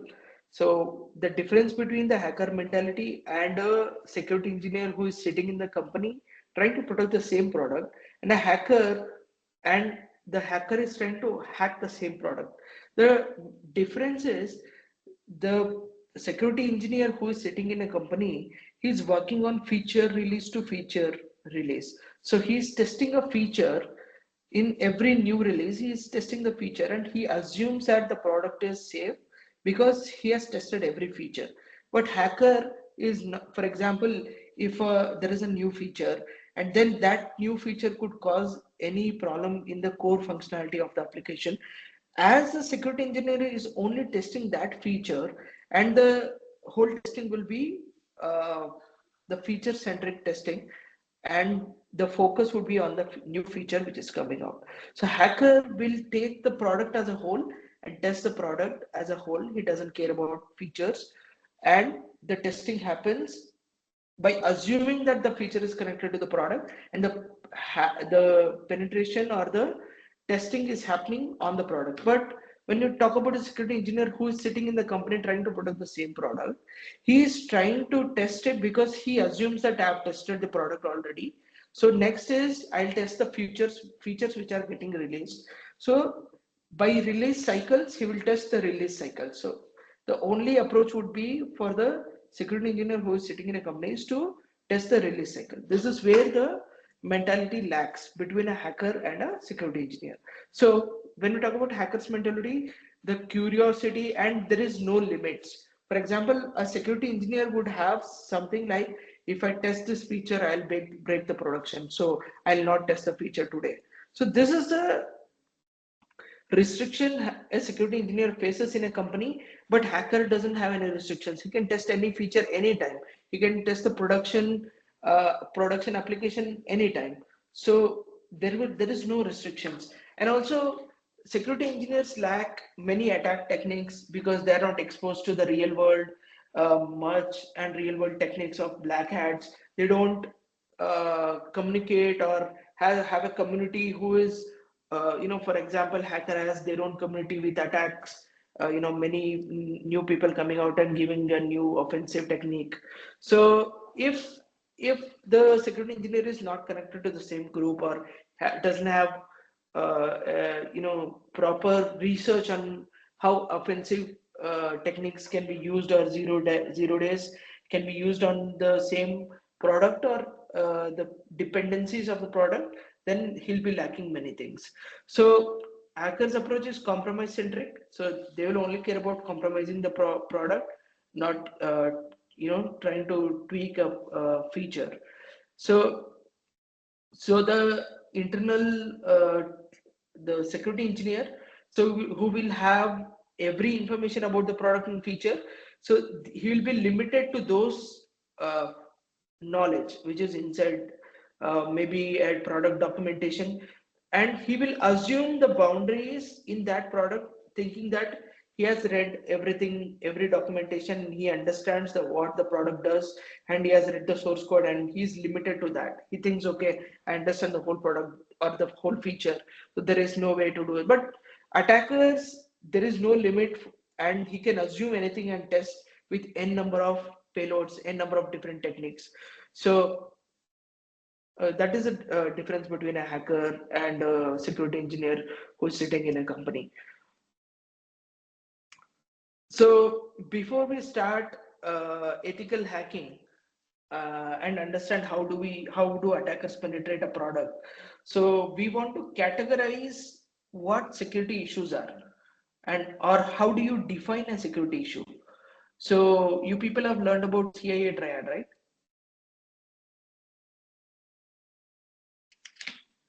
Yes, sir. So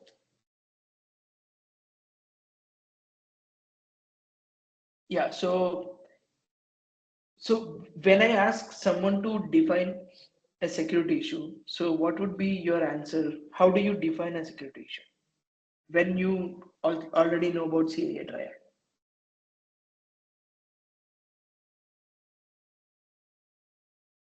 Lack of confidentiality, availability, integrity leads to a security issue.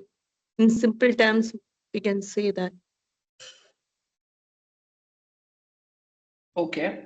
Compromising arises in CIA triads leads to your security issues. Okay. So when I say there is a security issue on confidentiality in a product, so how do I define it, or like how do give an example of a security issue where the confidentiality is compromised? A password issue, uh, um, credentials lost lead to your confidentiality issues. Okay, let's take an example of Flipkart.com. So in Flipkart.com, when I say confidentiality, it had a security issue with confidentiality. So what is an example which you will give me that defines the lapse in confidentiality in Flipkart?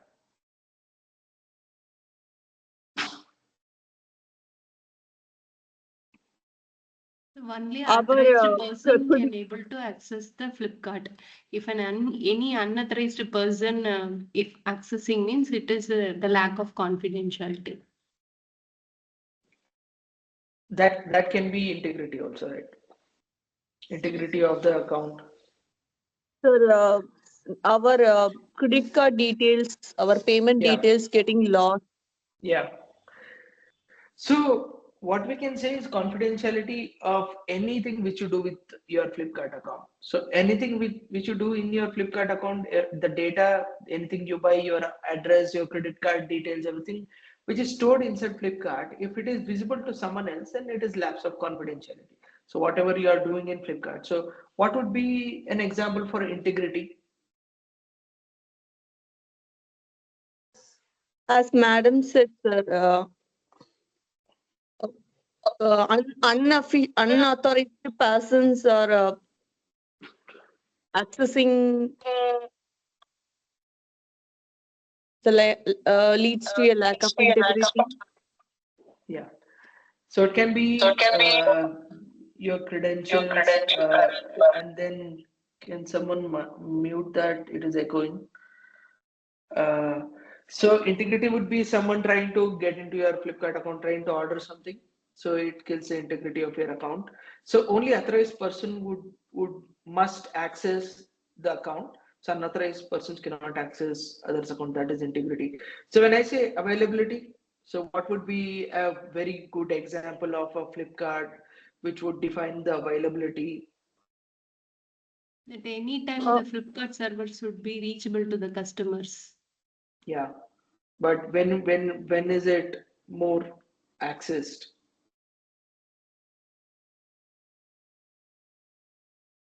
We can replicate the servers to serve for the n number of customers. Yeah. Now my question is, so when there is some kind of sale, right?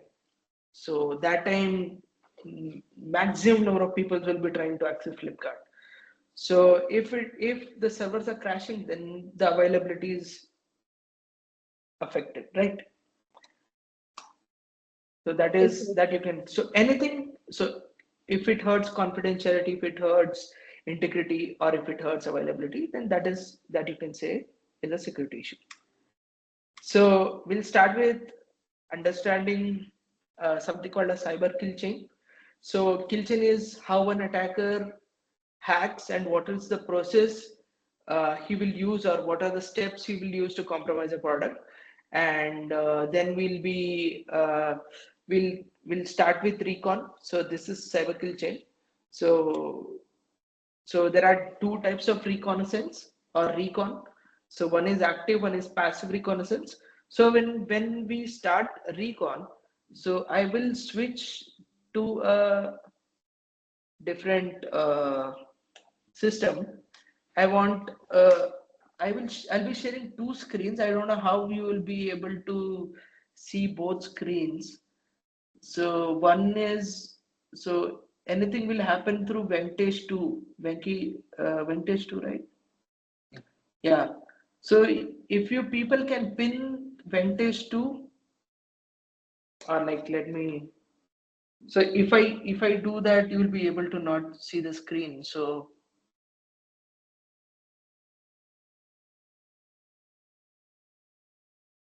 Manjunath sir, can you give access to Venkatesh 2 to share screen? Okay, okay, sir. Just a minute.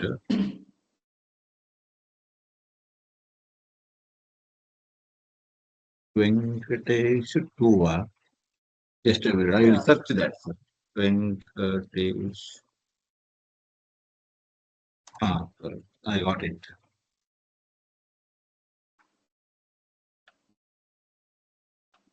Yes, sir. Thank you. In test 2 also given, yeah. Yeah. So any practical things will be happening from that laptop. Yeah, he is one of our junior security engineer. His name is Sukwinder.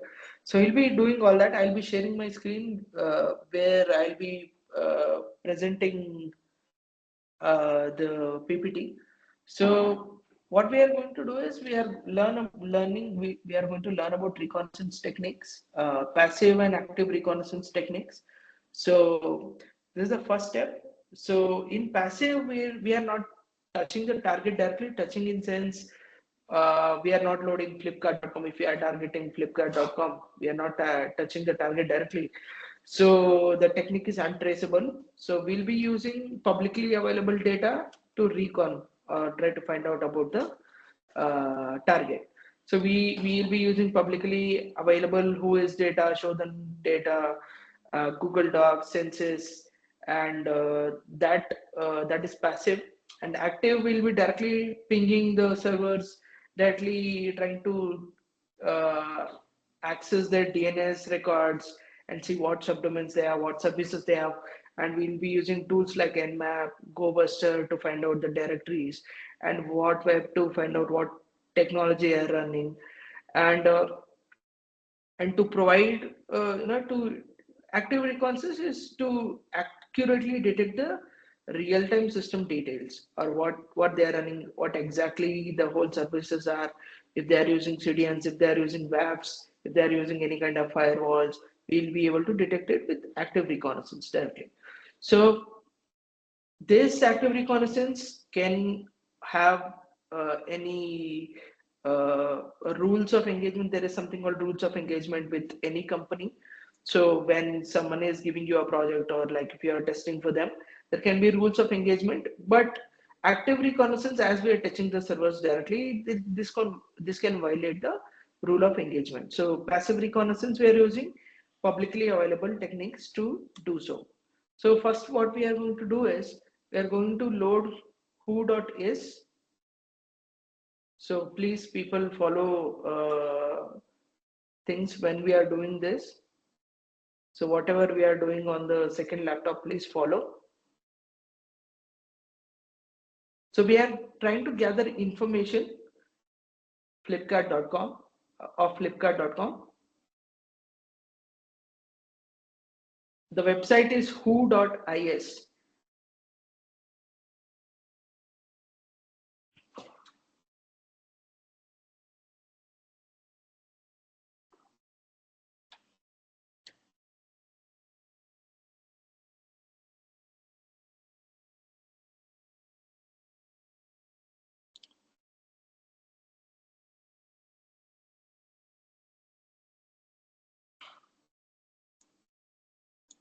Were you people able to load it?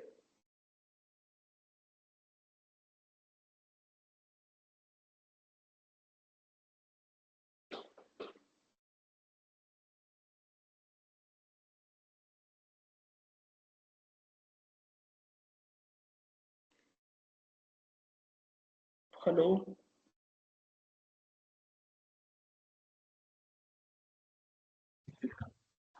So loading, sir.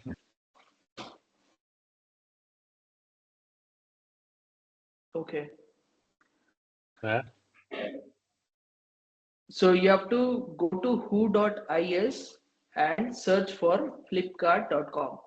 So we are taking example of flipkart.com because Flipkart has bug bounty program and also responsible disclosure policies. So even if we are trying to find like using flipkart.com, we can, if we find something, we could report flipkart.com of any issues which we have found on it. So we are trying to do active passive reconnaissance on flipkart.com. So we are trying to understand what information we can gather without accessing Flipkart for Flipkart. So can anyone say what details you are able to see here in whois for what IP address. information, yeah, an Yeah, attacker could see? IP address, Okay, IP address, RDAP, DNS record.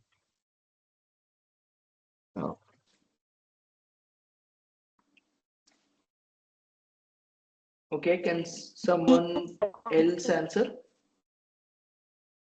We You are address breaking, ma'am. DNS and some other similar websites with the same like name. Okay. And more, what more?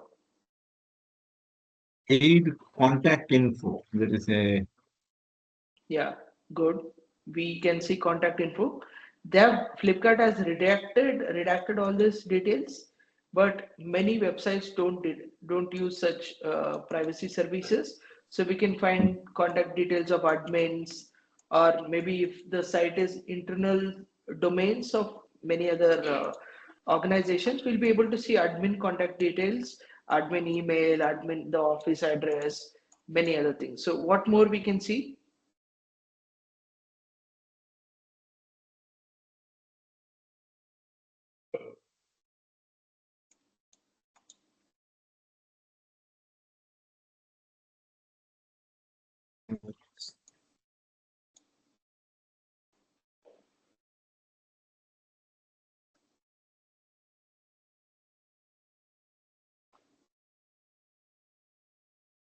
name servers, Yeah, name servers.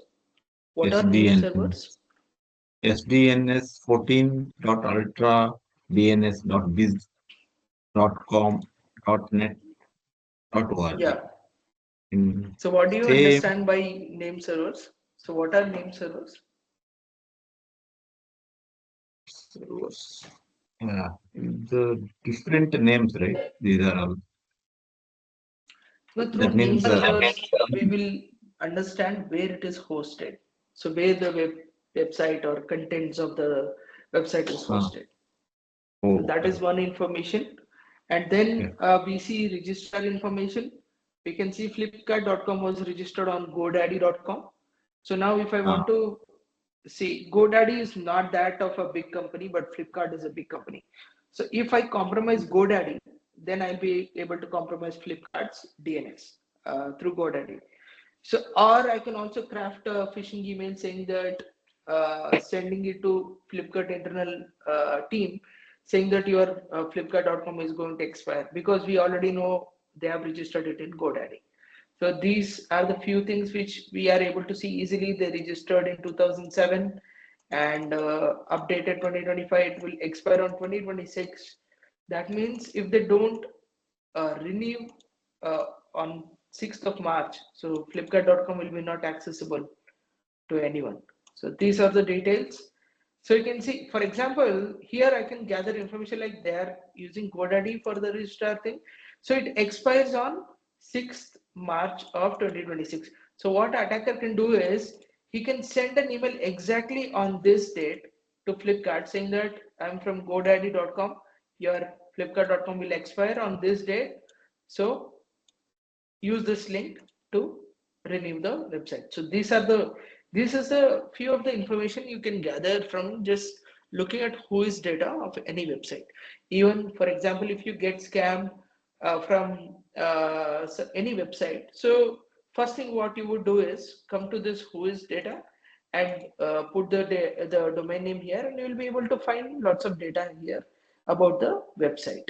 So these similar domains, you can see it is guessing, try to guess what are the similar domains which looks or which can be registered. So you can see this can be any internal service of Flipkart, or they're using some domain to host internal services. It can be, the possibilities are it is possible for them to use such domain names. Later we'll see what other domain names they are using for hosting many other things, but these also gives intelligence on different kinds of domains which are available, and also different domains which are registered which look similar to flipkart.com. So this is how you do DNS lookup, or like whois lookup of a website. So next we'll be doing Shodhan. We'll try to understand how many services or servers of Flipkart is exposed. So Shodhan is like a Google for servers or services. So Shodhan, you need to go to shodhan.io.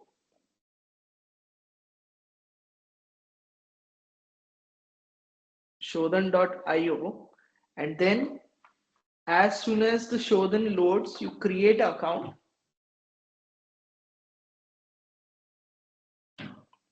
Please create account in Shodhan. As soon as you create account, you let me know, we'll continue.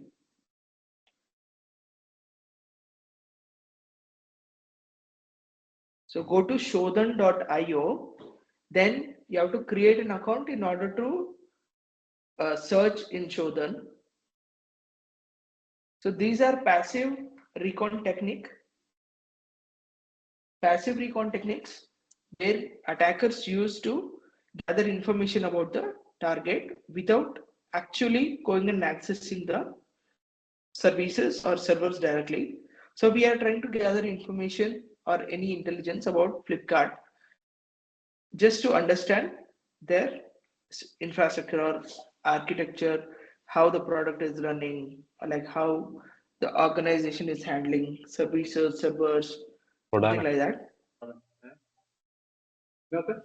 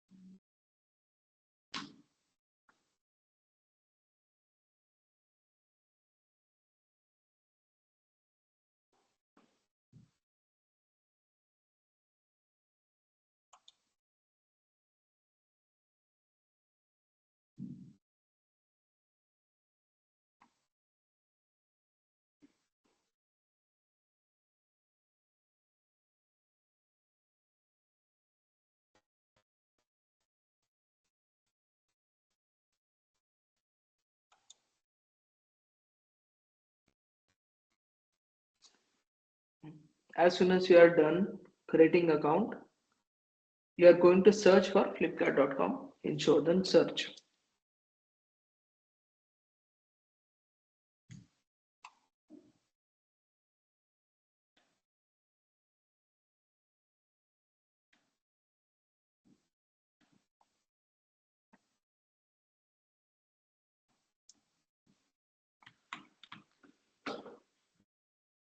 So as soon as you are done searching, so how many servers you are able to find?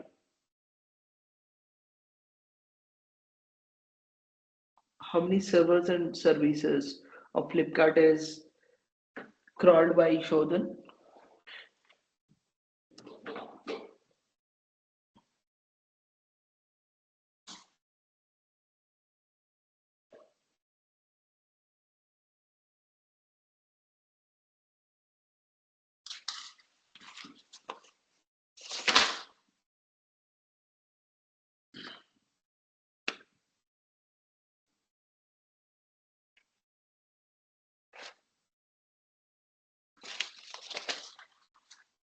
Total 17 it is showing, sir. Yeah. So how many servers in India? How many servers in that 17 in India?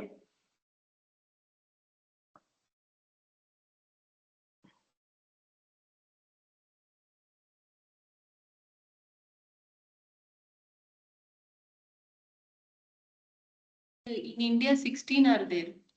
Yeah. So they have hosted 16 servers in India and one server is in United States.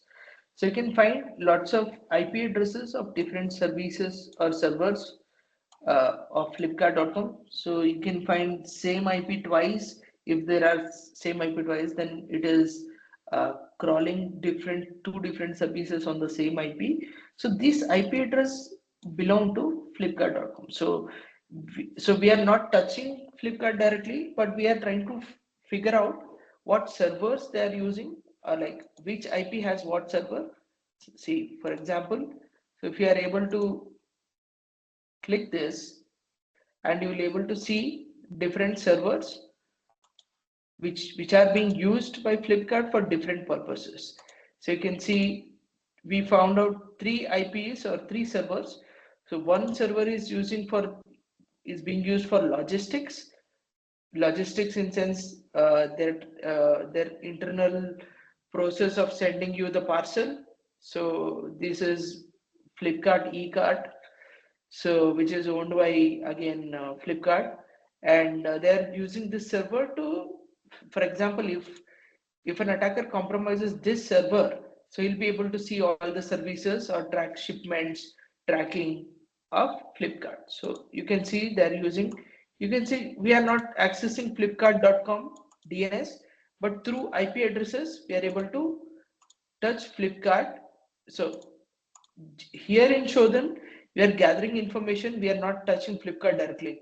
As soon as you click on this, now we are loading Flipkart in your browser. So that is active recon. So this is passive recon through which we are doing through Shodhan. So now we are able to find servers which belongs to Flipkart.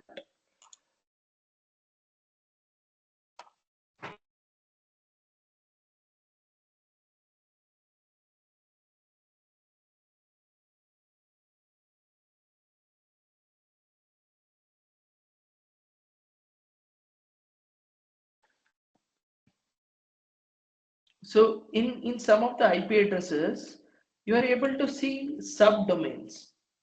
So any idea what a subdomain is? Anyone? And also you are able to see different domain names which is being used by Flipkart. You can see it, so you are only aware about Flipkart.com.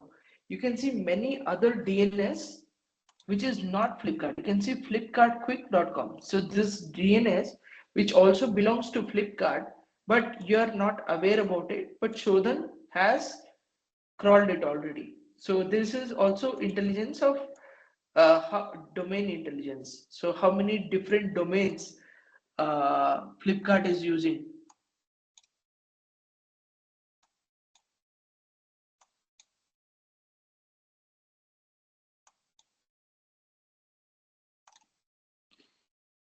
So you can just go through all the 17 results and you're able to see many subdomains and also different domains which are being used by flipkart.com. You can see Flipkart fkrt.it also being used by Flipkart. So this is one passive recon technique using Shodan to find out servers which are exposed through IP addresses. And next, we are going to do something to find out domain names. Sir, one doubt, sir. Yeah. How this Shodan company will get all this information, sir? So what it does is it will generate IPs. So IPs can be accessed directly. So there is no restrictions.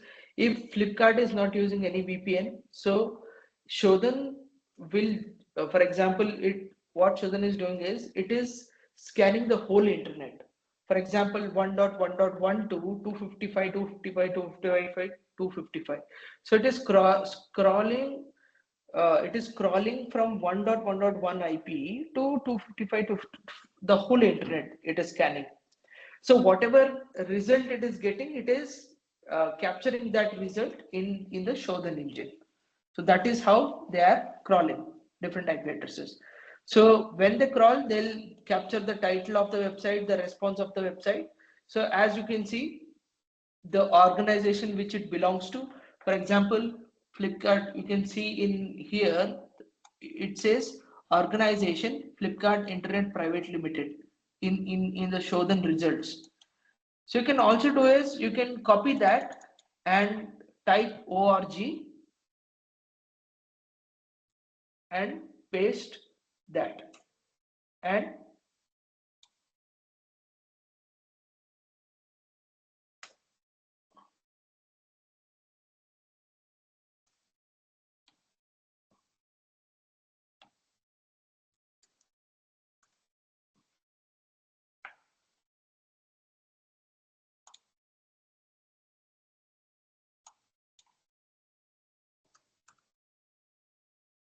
so you can also do this or Flipkart, and here now we will be able to see while we crawled Flipkart.com, so we didn't have idea that they had their own organization or internet service.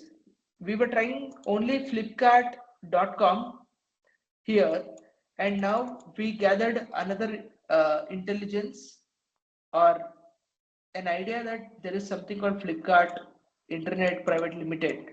So now as we found an organization, now we just use this intelligence which we gathered, and now we are finding every org.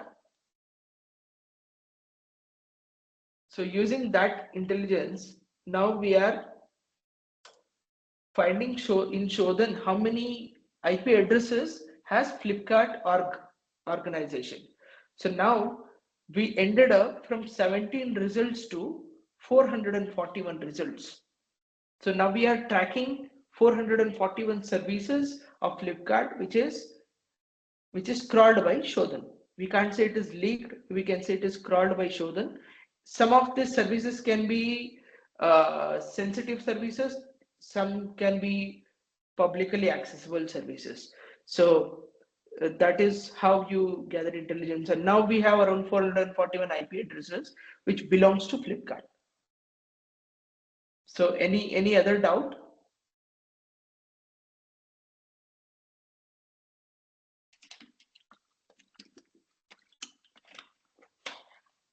Please feel free to ask questions.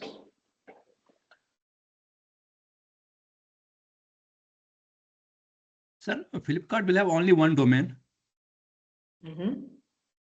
Flipkart. When we search on the website, right? So like, for example, www.flipkart.com, right? Okay. So how we are able to get this 441 results using Shodan? So it is the publicly accessible product is sits on Flipkart.com. Okay. So for example, assume your college. Okay. So your college has website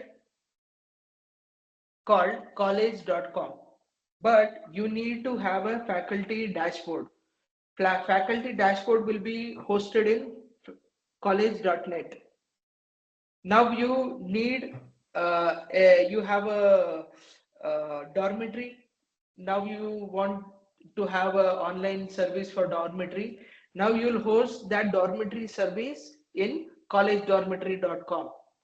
So one organization has hosted many services. It has many services and many offerings. So they will host different things in different domains. Okay, sir. So you only know flipkart.com, which is the e-commerce site. So they also do shipping for different companies through ecart.com. So Yes. they offer many services. They have invested in many companies. Some they have acquired, some they have just invested. So when something is acquired by Flipkart, so they will come under domain naming of Flipkart, or they will change the domain to, or point those domain names to Flipkart servers. So now here in show them result, you will be able to see many such domains which belongs to flipkart.com. You can find here flipkart.net. So many such domains. So before we go to finding subdomains, the first thing what we must do, or an attacker does, is he will try to map all the DNS of the particular organization. Now by doing org Flipkart, I'm able to find lots of IP addresses and also other domains which is related to flipkart.com. So I will make a note of all these other domains which I'm able to see here before I obtain subdomains for these domains.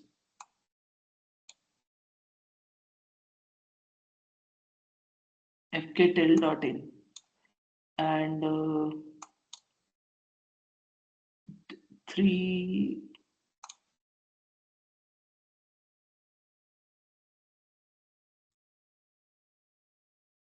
ecart logistics fkinternal.com. See, you can find a domain which is very interesting for attackers. There is something called fkinternal.com. It can be Flipkart internal. By looking at the domain name, I assume it is flipkartinternal.com. So where they have hosted their internal services. So attackers would look for such interesting things related to Flipkart. So we are gathering intelligence on flipkart.com. So now we have found many domain names they are using.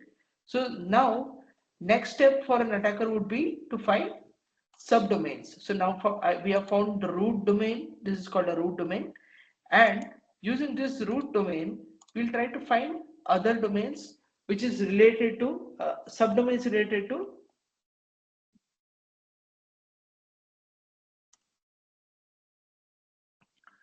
the domain which we have found. So next step would be to find subdomains. So do you people know what subdomains are? What is a domain? What is a subdomain?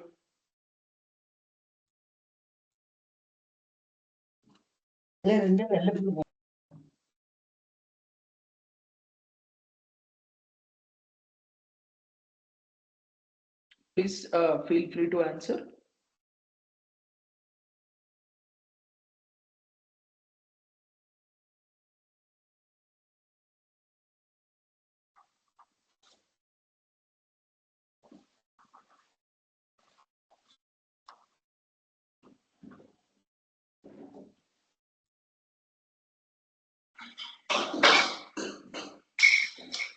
What are domains? What are subdomains?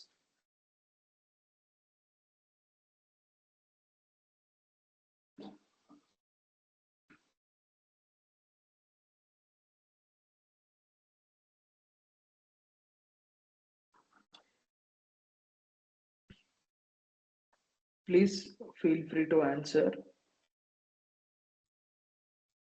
So if you people don't know what domain or subdomain is, so I don't think we'll be able to go forward. Sir, is it There are like some. flipkart.com is the domain, and then when we Okay. use as a uh, internal Flipkart internal or sales.flipkart internal, that get into a subdomain? No. So do you people have your college email addresses? Many people have Yes. Yeah. their, yeah. Yes. So your college website is where, and where is the email service? So what is your college website and where does the email service sit?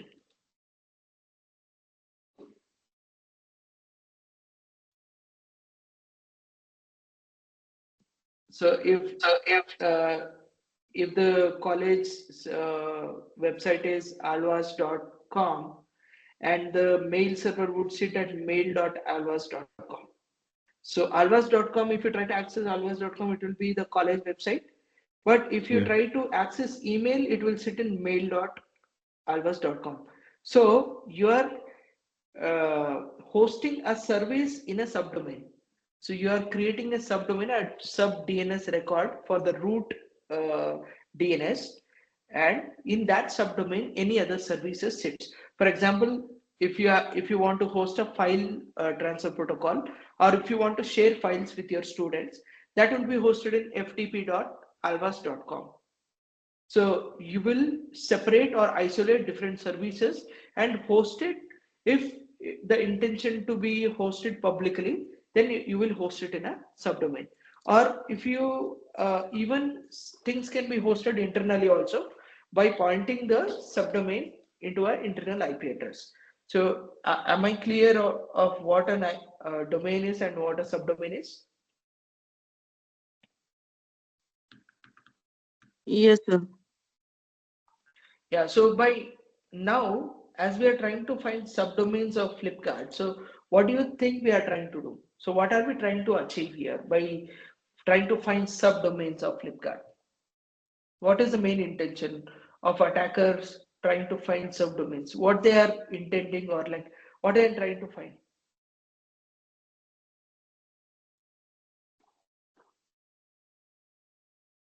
If they find a subdomain, means through an employee ID, they can go into the server. Okay, but what is a subdomain? I just explained. So if they are trying to find subdomain, what are they trying to find? In the subdomain, what are they trying to find?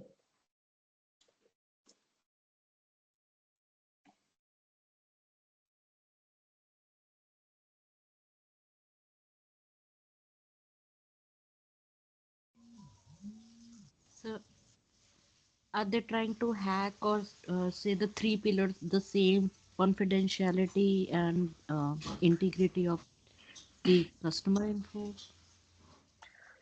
No, the question is very simple. So when I explained what a domain and what a subdomain is, my question is if they are trying to find out subdomains of a domain name, so what is their intention? What they are trying to find? You can find out the internal process of the company, what process or activities they are doing inside the company. So they're trying to find different services or different web applications which are hosted on subdomains. For example, as I mentioned already, that college website can be different and the mail can be hosted in a subdomain.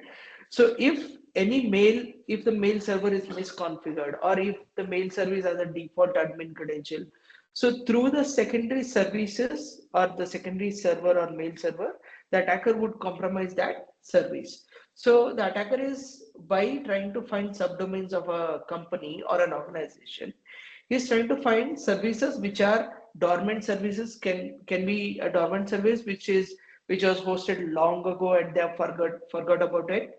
And it can be services which are misconfigured. It can be genuine services which are well kept mail servers. It can be FTP servers. It can be a internal SSH portal, or it can be any port or anything which is hosted on that.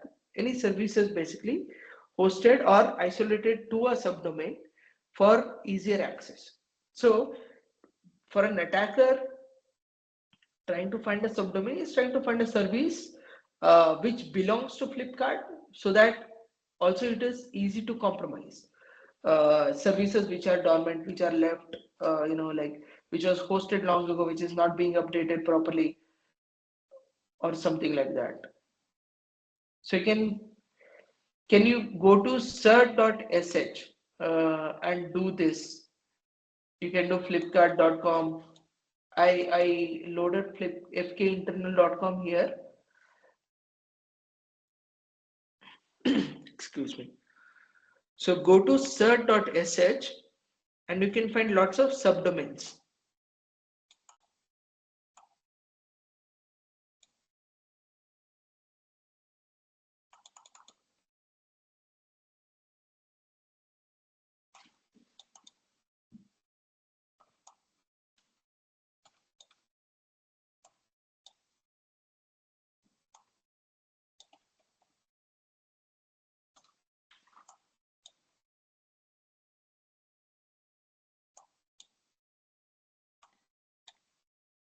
Can you please people load the website and search any domain? Not don't.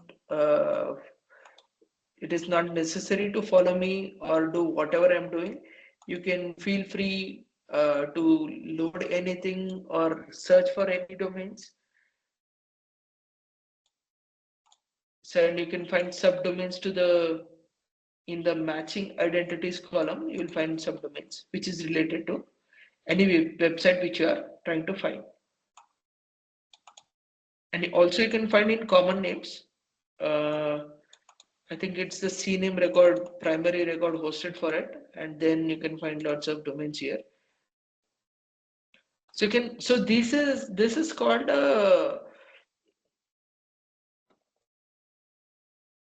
certificate transparency record. So what happens is, so any website created by any organization, if it needs to host a HTTPS connectivity, or if they think that service or server is sensitive and they need encryption for the communication of any content of the server, they have to apply for a SSL certificate. So these records are for the services which they have added SSL certificates to. So for services which they think is sensitive and to be hosted with SSL.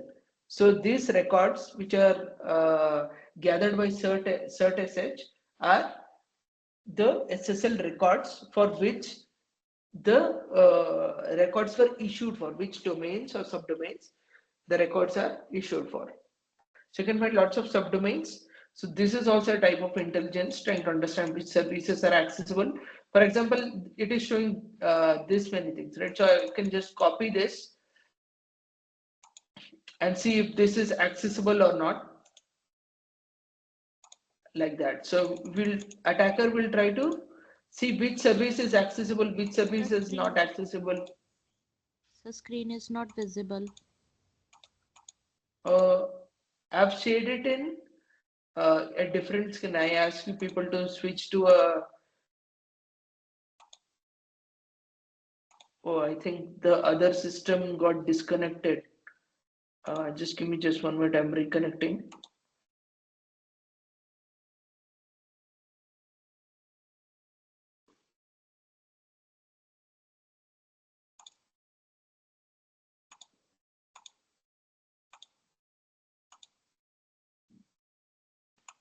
Is it visible now? Yes, sir. Yeah, so go to cert.sh and put anything in the search and you will find lots of subdomains. So attackers would find such internal domains and try to see if this is accessible. As you can see, the domain itself says it is an internal service of Flipkart. Attacker will try to connect to these services and see what is the response from the server if this was misconfigured by any way. For example, see, this is not loading because maybe this service is hosted inside a VPN. So until and unless attacker has access to Flipkart's VPN, he will be not able to load the content of this site. But the possibility of a misconfiguration is high. As you can see, this is Flipkart internal domain. So attacker would try to load every subdomain which I have got here and see if anything is accessible. Which see, for example, if this loaded, so you can see This is it is asking for a Microsoft login. Maybe this is a internal service which is for their employees to log in. Even Myntra is owned by Flipkart. Achha. Okay, so this looks like an employee login. So this is an internal service which requires employee login to access the services. So this is how, for example, now attacker has this credentials and he knows how the login looks like. Now attacker can clone this login panel and create a fake website to steal the credentials from Flipkart employees. So that is also, so everything is intelligence. So now this internal services which must not be accessible. So one of the service we were able to load, and now we see how and create a familiar login page for the Flipkart employees. So this is how attackers gain intelligence on what to just make it look alike so that they can trick the employees or any Flipkart related things. So these are such. So this is how you gather information about organization. We are just talking about passive recon, which so until and unless I load this is passive itself. So whatever information we are gathering here through cert.sh, so until and unless I open this like this, it is passive itself. So I'm not touching Flipkart. So if I load this, then obviously they're able to see who is accessing this.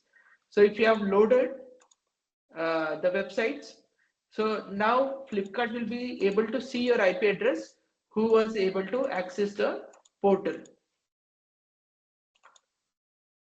Again, if it was not publicly accessible, they would have put it under a VPN.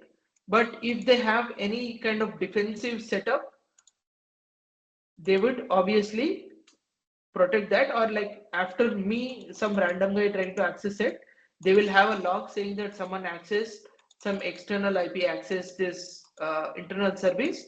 Then if they have defensive capabilities like SOC, Security Operations Center, they will notice instantly that someone from an outsider or a IP or a non-whitelisted asset access this server, which is in Flipkart internal, and they will block or take the server out of public access like this. So this is how we gathered information.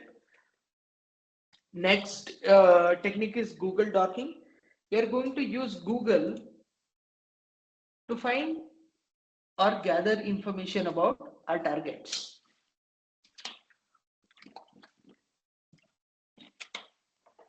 Any doubts until now? Any doubts about Shodan? Any doubts about cert.sh?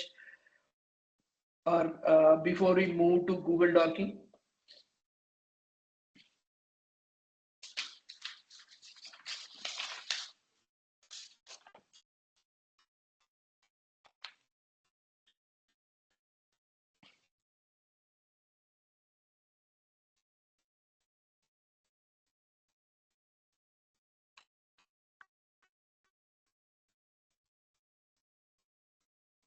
I'll just give you a minute to ask any questions if you have any doubts or something.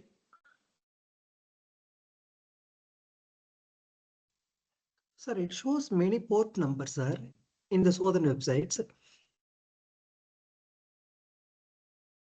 Yeah, it shows many ports. So in Shodan, we are not just mapping the IP addresses, we are also mapping different ports used for different services. So that is the reason. So in if you go back to Shodan and if you go into any server, so inside this server, you will be able to see open ports. So as I mentioned already, in subdomains, you can host different service in subdomains, or inside a server, if no one accesses any website through IP addresses.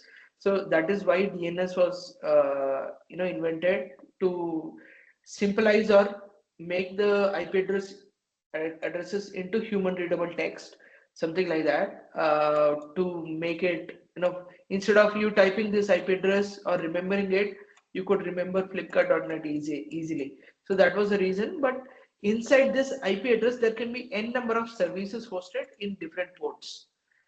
So you can find, see, you can see they have hosted HTTP here, and here they have hosted HTTP in like this is SSL in 443. And if you want to check different services here, there is one of the server which is running 443 and also 8080.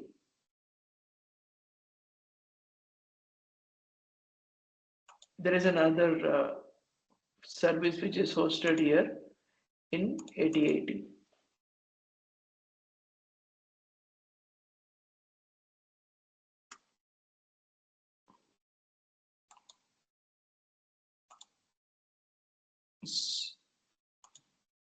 So there you can see that they have hosted NGINX in 8080 of this particular IP address.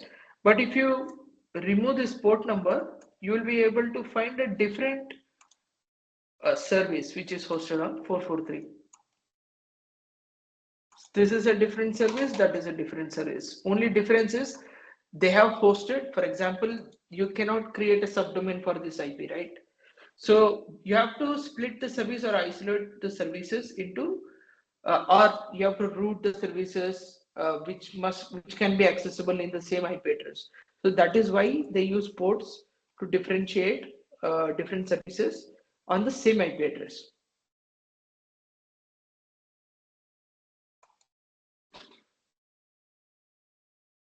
Okay, sir. Thank you.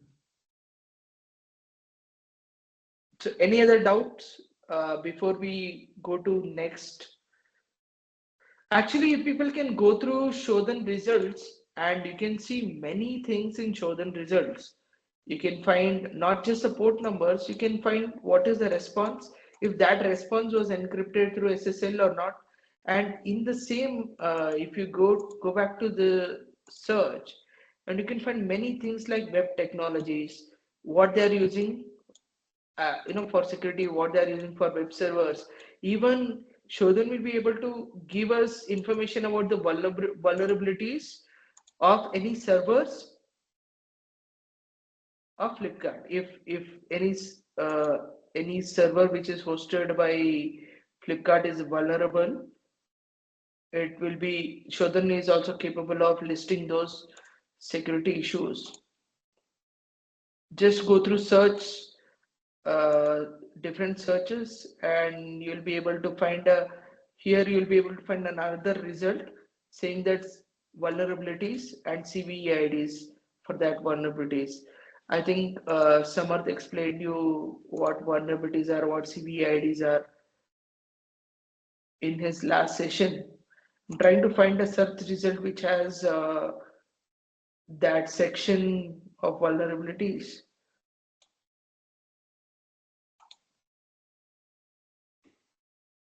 Yeah, here. So if you search for this IP address in Shodan, which belongs to Flipkart, it has a security issue, which is very recent. So you can see CVID 2025. So this security issue was discovered in 2025. So if you just, so it belongs to Flipkart, you can see Skeptic. This was a company which was acquired by Flipkart.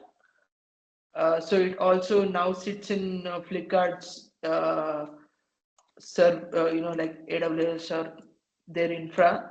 So you can just copy this CVID and just paste it into Google. It will give you details about the CVID. So what service is vulnerable, what is, it will give you all details about the vulnerability. It's saying that, so this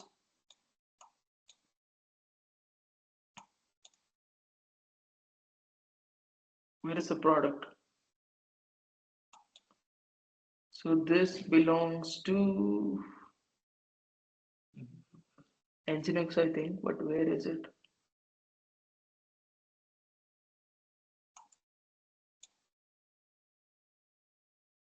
Yes, it's an NGINX plugin. Here it says it's NGINX Plus.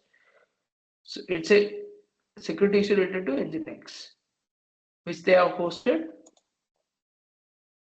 on this IP address, which is vulnerable to this CVE.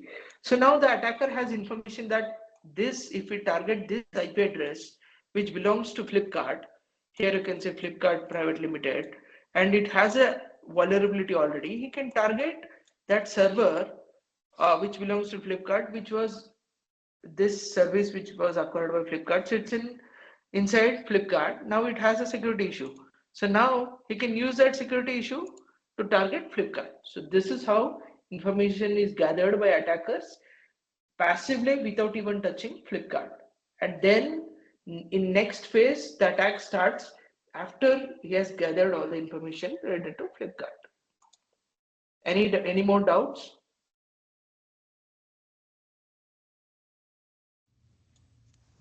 So can you show one more time where the vulnerabilities one can see? So when you search flipkart.com, Right. 3292. So there is a one IP address here in page number 2. You can see 301 moved permanently. So here, if you click on this IP address, which is in the page 2 almost last result. So 103.243.32.92. If you click on this, then it will take you to the more details of that service or server, the IP address of the server, and here scroll down. After web technologies, there is an option of vulnerabilities for that particular IP. Got it. So thanks.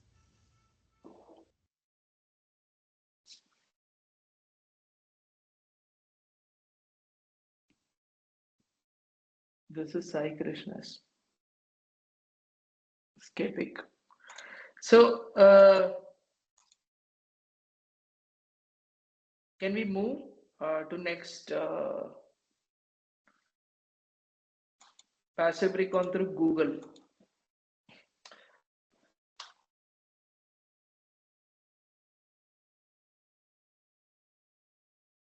Any doubts? Any doubts? So we'll move to Google docking, which is again a recon technique. So you learn many things today in Google recon or Google hacking, Google docking. It has many names. So what basically it does is there are something called operators, Google operators. We are going to use those operators to command Google what exactly to fetch or what exactly to give us back as results. So what we are going to do is we are going to find toys in Google and scroll down and see where Flipkart is. There is no Flipkart. There is Amazon, Blinkit.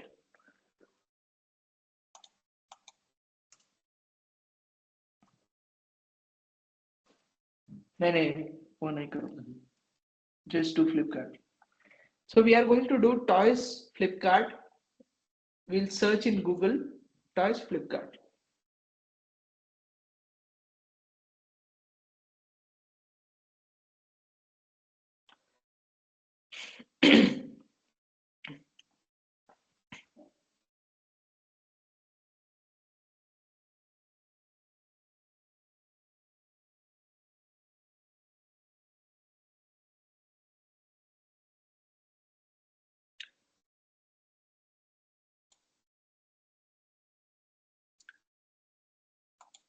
I need some acknowledgement from you people if you are doing it or not.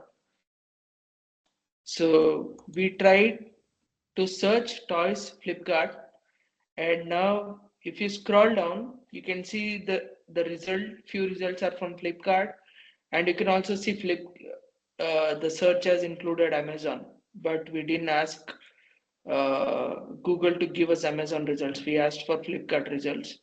So if you go next page, also you can find many other search results, which is from Facebook, Instagram.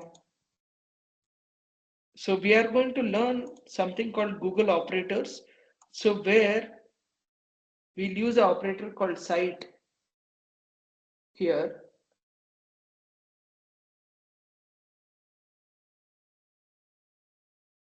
So when we use this operator called cite, which is also visible in my PPT, the first operator, if you can see my screen, you can see the first operator.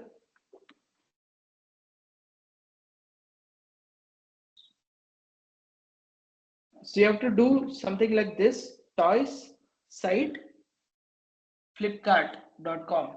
So now if you browse through results, you'll be able to find only flipkart.com in the whole results.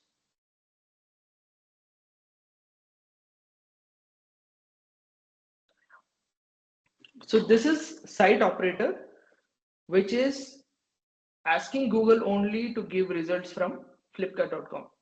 So next, what we are going to do is we are going to add a second operator to find any PDF files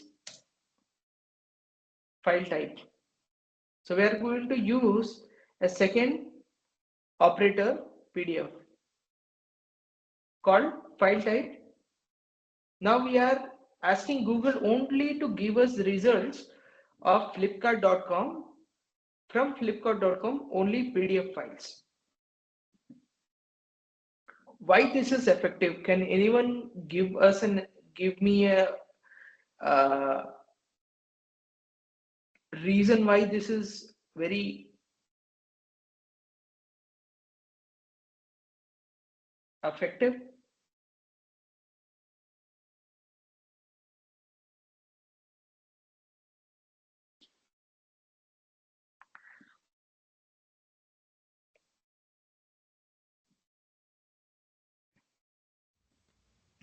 Anyone?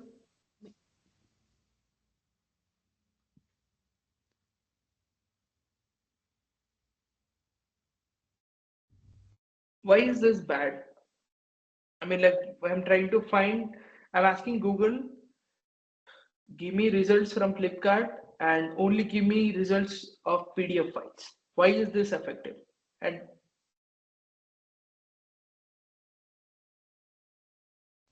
Someone put in chat box. what? Someone Sir? answered. Yeah, someone answered in chat. Okay. So is it like some Flipkart officially have published those what as a PDF you're looking forward rather than any fake website have any published? I've read the chat, and the thing is, my question is different. So, filters reservation operators use vulnerabilities by mentioning known keywords or file types. Yeah, but my question is, I'm trying to find flipkart.com as I'm using operator to restrict to flipkart.com and file type PDF. Why is this effective? It is very easy to guess why this is effective. So Flipkart, what is flipkart.com?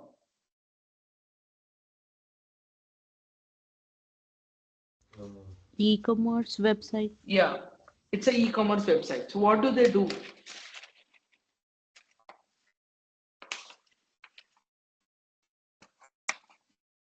For example, I'll give an example.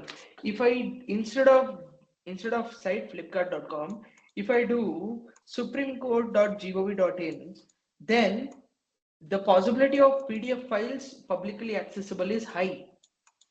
Do you understand where I'm going with this?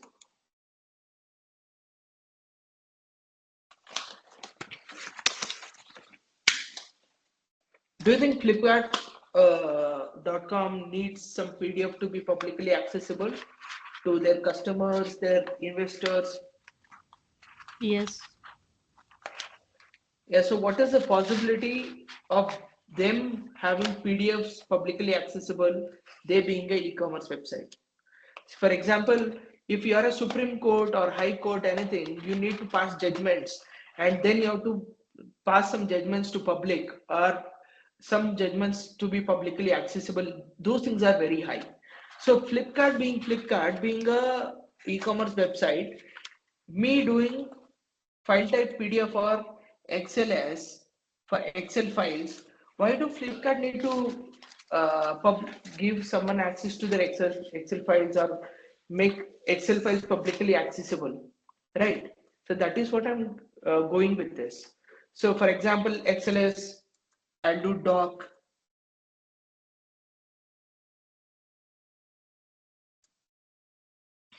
These things must not be accessible, right? Flipkart is a e-commerce site, and they don't need Excel files or something which is publicly accessible. There is no need of such functionality or such kind of publicly giving out certain file types. So those things are sensitive file types. So that is where, for example, for example, I did doc, I was not able to find anything. But documents, because documents, Flipkart is an e-commerce site, it doesn't share documents, right? So if I do something called maybe do high code, where is that?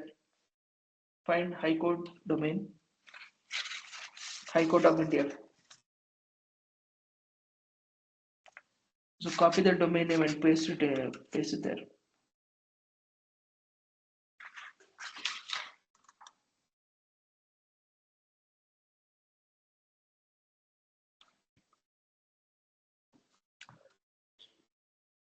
So if I do this now,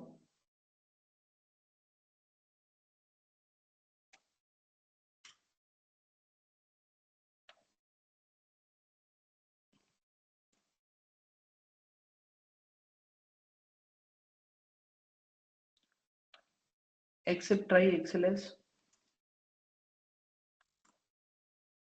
No, I think XLSX or DOS docx. Now everything comes in the secure format, right?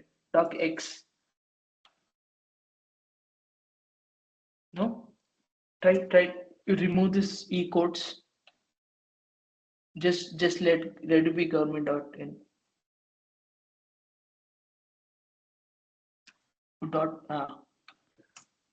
So you can see here there are many documents which are linked through government websites. And also you can do, instead of doc, you can do XLS. So the requirement of this is not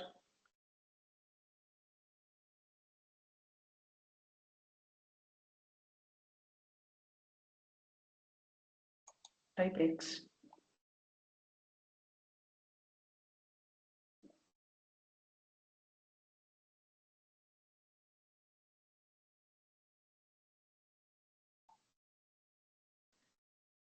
See, you can find a salary when November 22 salary details of cancel kidhar hai yaar. We don't want to download all this.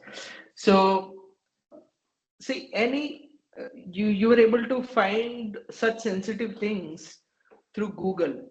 So you are able to find salary list of UIDAI, which is the other organization which runs Aadhaar. So you have an Excel file which gives out all the salary details of their employees. So such sensitive things can be gathered through Google Docking.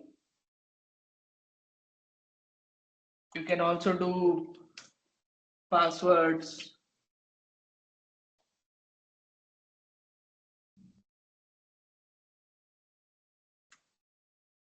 Oh, there are files which has passwords also, I think.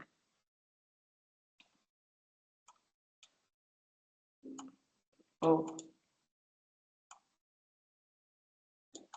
general manual for Tamil Nadu government. Password is password. So like this, for example, now we are seeing government of Tamil Nadu, and they have shared a file which has credentials here for a test user. So like this, many other things which are leaked on the internet, through Google. Google has crawled these documents and has made a list of all things, or we can do secret. We can do many things. Like this is how Google has information about anything. An attacker who could target the organization directly.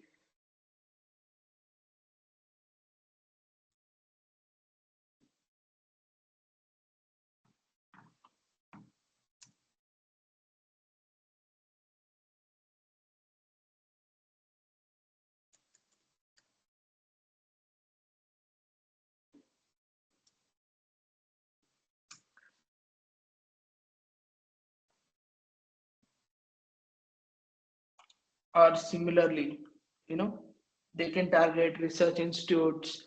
Like maybe some government did like powerresearch.in. In that powerresearch.in, they have uploaded some documents, sensitive documents. They have forgot about it, and Google has crawled all those documents. Now, attacker coming here and doing this, he'll be able to find PDFs related to any research institute. If they have posted it on internet and forgot about it.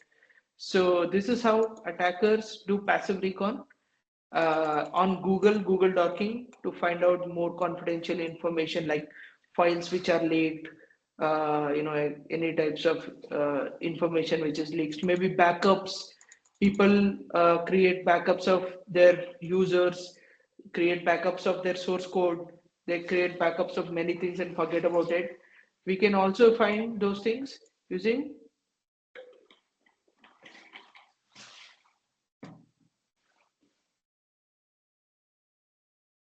backup. Enter. So we can see here some admin has created Indian Institute of Technology Kalyani. They have created a backup of their website and they have forgot about it now. Faculty landing page. They've created a backup and forgot about it. So now this source code can be easily accessible by an attacker. Many universities itself, I don't know why. So they have created backup folders, backup files, upgrade.txt. So this is how an attacker will be able to gather more information. If source code, we are finding only colleges. That to Indian. We are not even adding any site or something. Oh, KE, this is not Indian. So, clear example. They have backed up their SQL and there is a backup of the SQL. And they have backup of their domain. So attacker by just downloading this, now he doesn't need to hack this website. So he has hacked the backup folder. They have given out the main thing, the DB, the brain of the website. The DB itself is backed and it is clearly accessible without any, any restrictions or authorization or anything. So this is how, attackers can target misconfigured servers. He can, using Google Docking, I could basically hack this website just by downloading this or, getting their source code, and I could understand how their whole website is working and what is the content of the source code. If they have, added credentials in their source code, for example, to communicate with DB, they have to add DB credentials in this source code. Obviously, then I'll be able to find database credentials. That is how easily an attacker could, there is also FTP folder. So it is that easy. So any doubts? So you can try many other things, many other different search operators, which I have mentioned in the file, and also I've given few examples. If people want to try the examples which I have given, feel free to try the examples which is on my slide.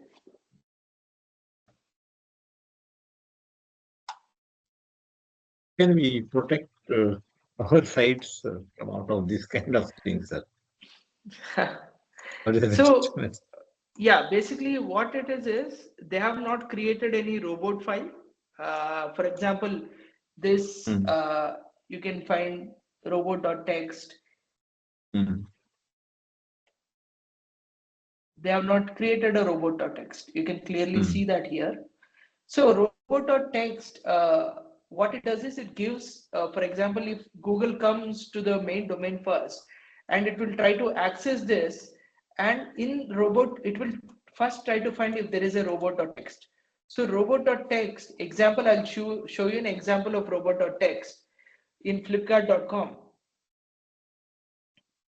So this clearly mentions what has to be crawled, what has to be not crawled, what agents are allowed to crawl. For example, they have added a rule called disallow.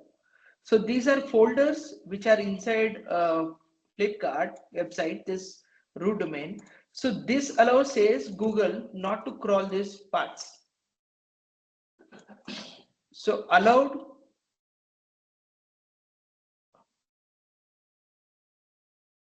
So whatever they have mentioned as disallowed, so Google will leave this and crawl the parts which are allowed here through the sitemap. They have given a sitemap, so Google will go download this sitemap and see what all thing is accessible.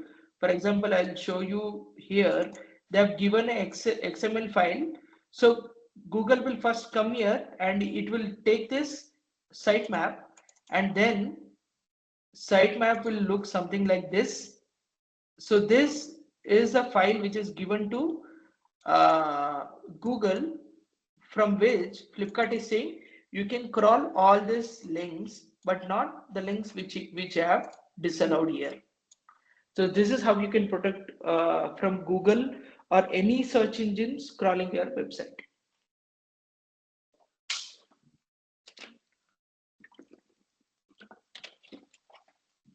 Any more doubts?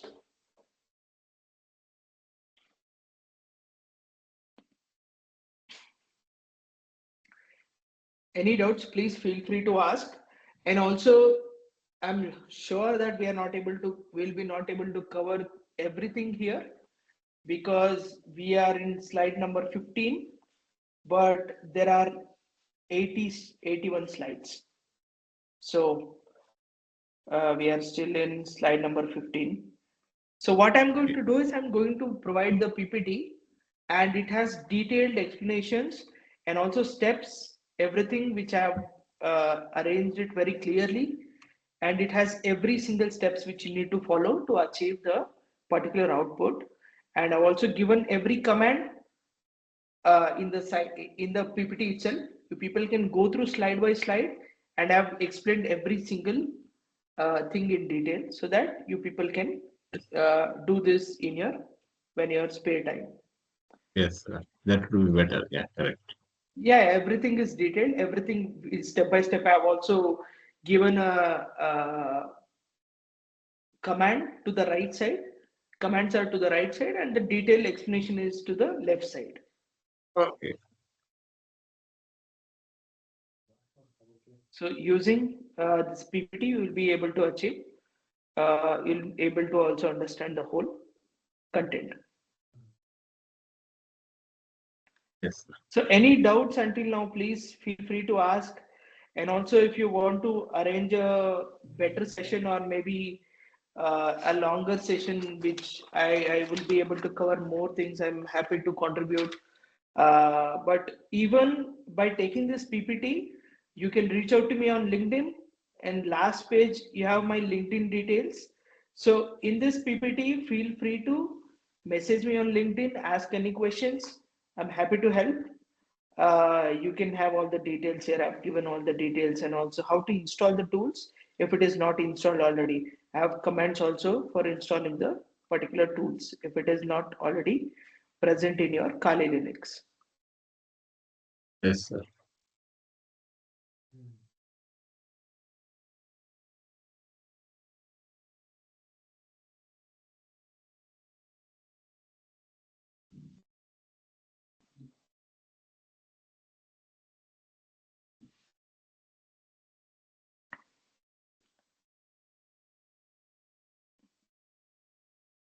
I'll be not able to share right now itself. So I'll hand it over to Manjunath sir. Yes. Tomorrow I will share it in the group, their group separately or email. Yeah. Yes. Yeah. So people feel free to play with Google. We have 10 more minutes left. If we are able to complete the Google Docking part, I'll be happy to help. So you can try examples which I've given for Google Docking.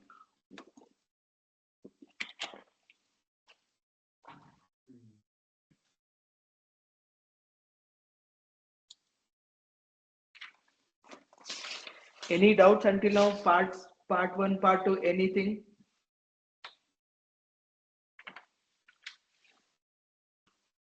A few people's left already. From 75, it's 45. Yes. Correct. Right.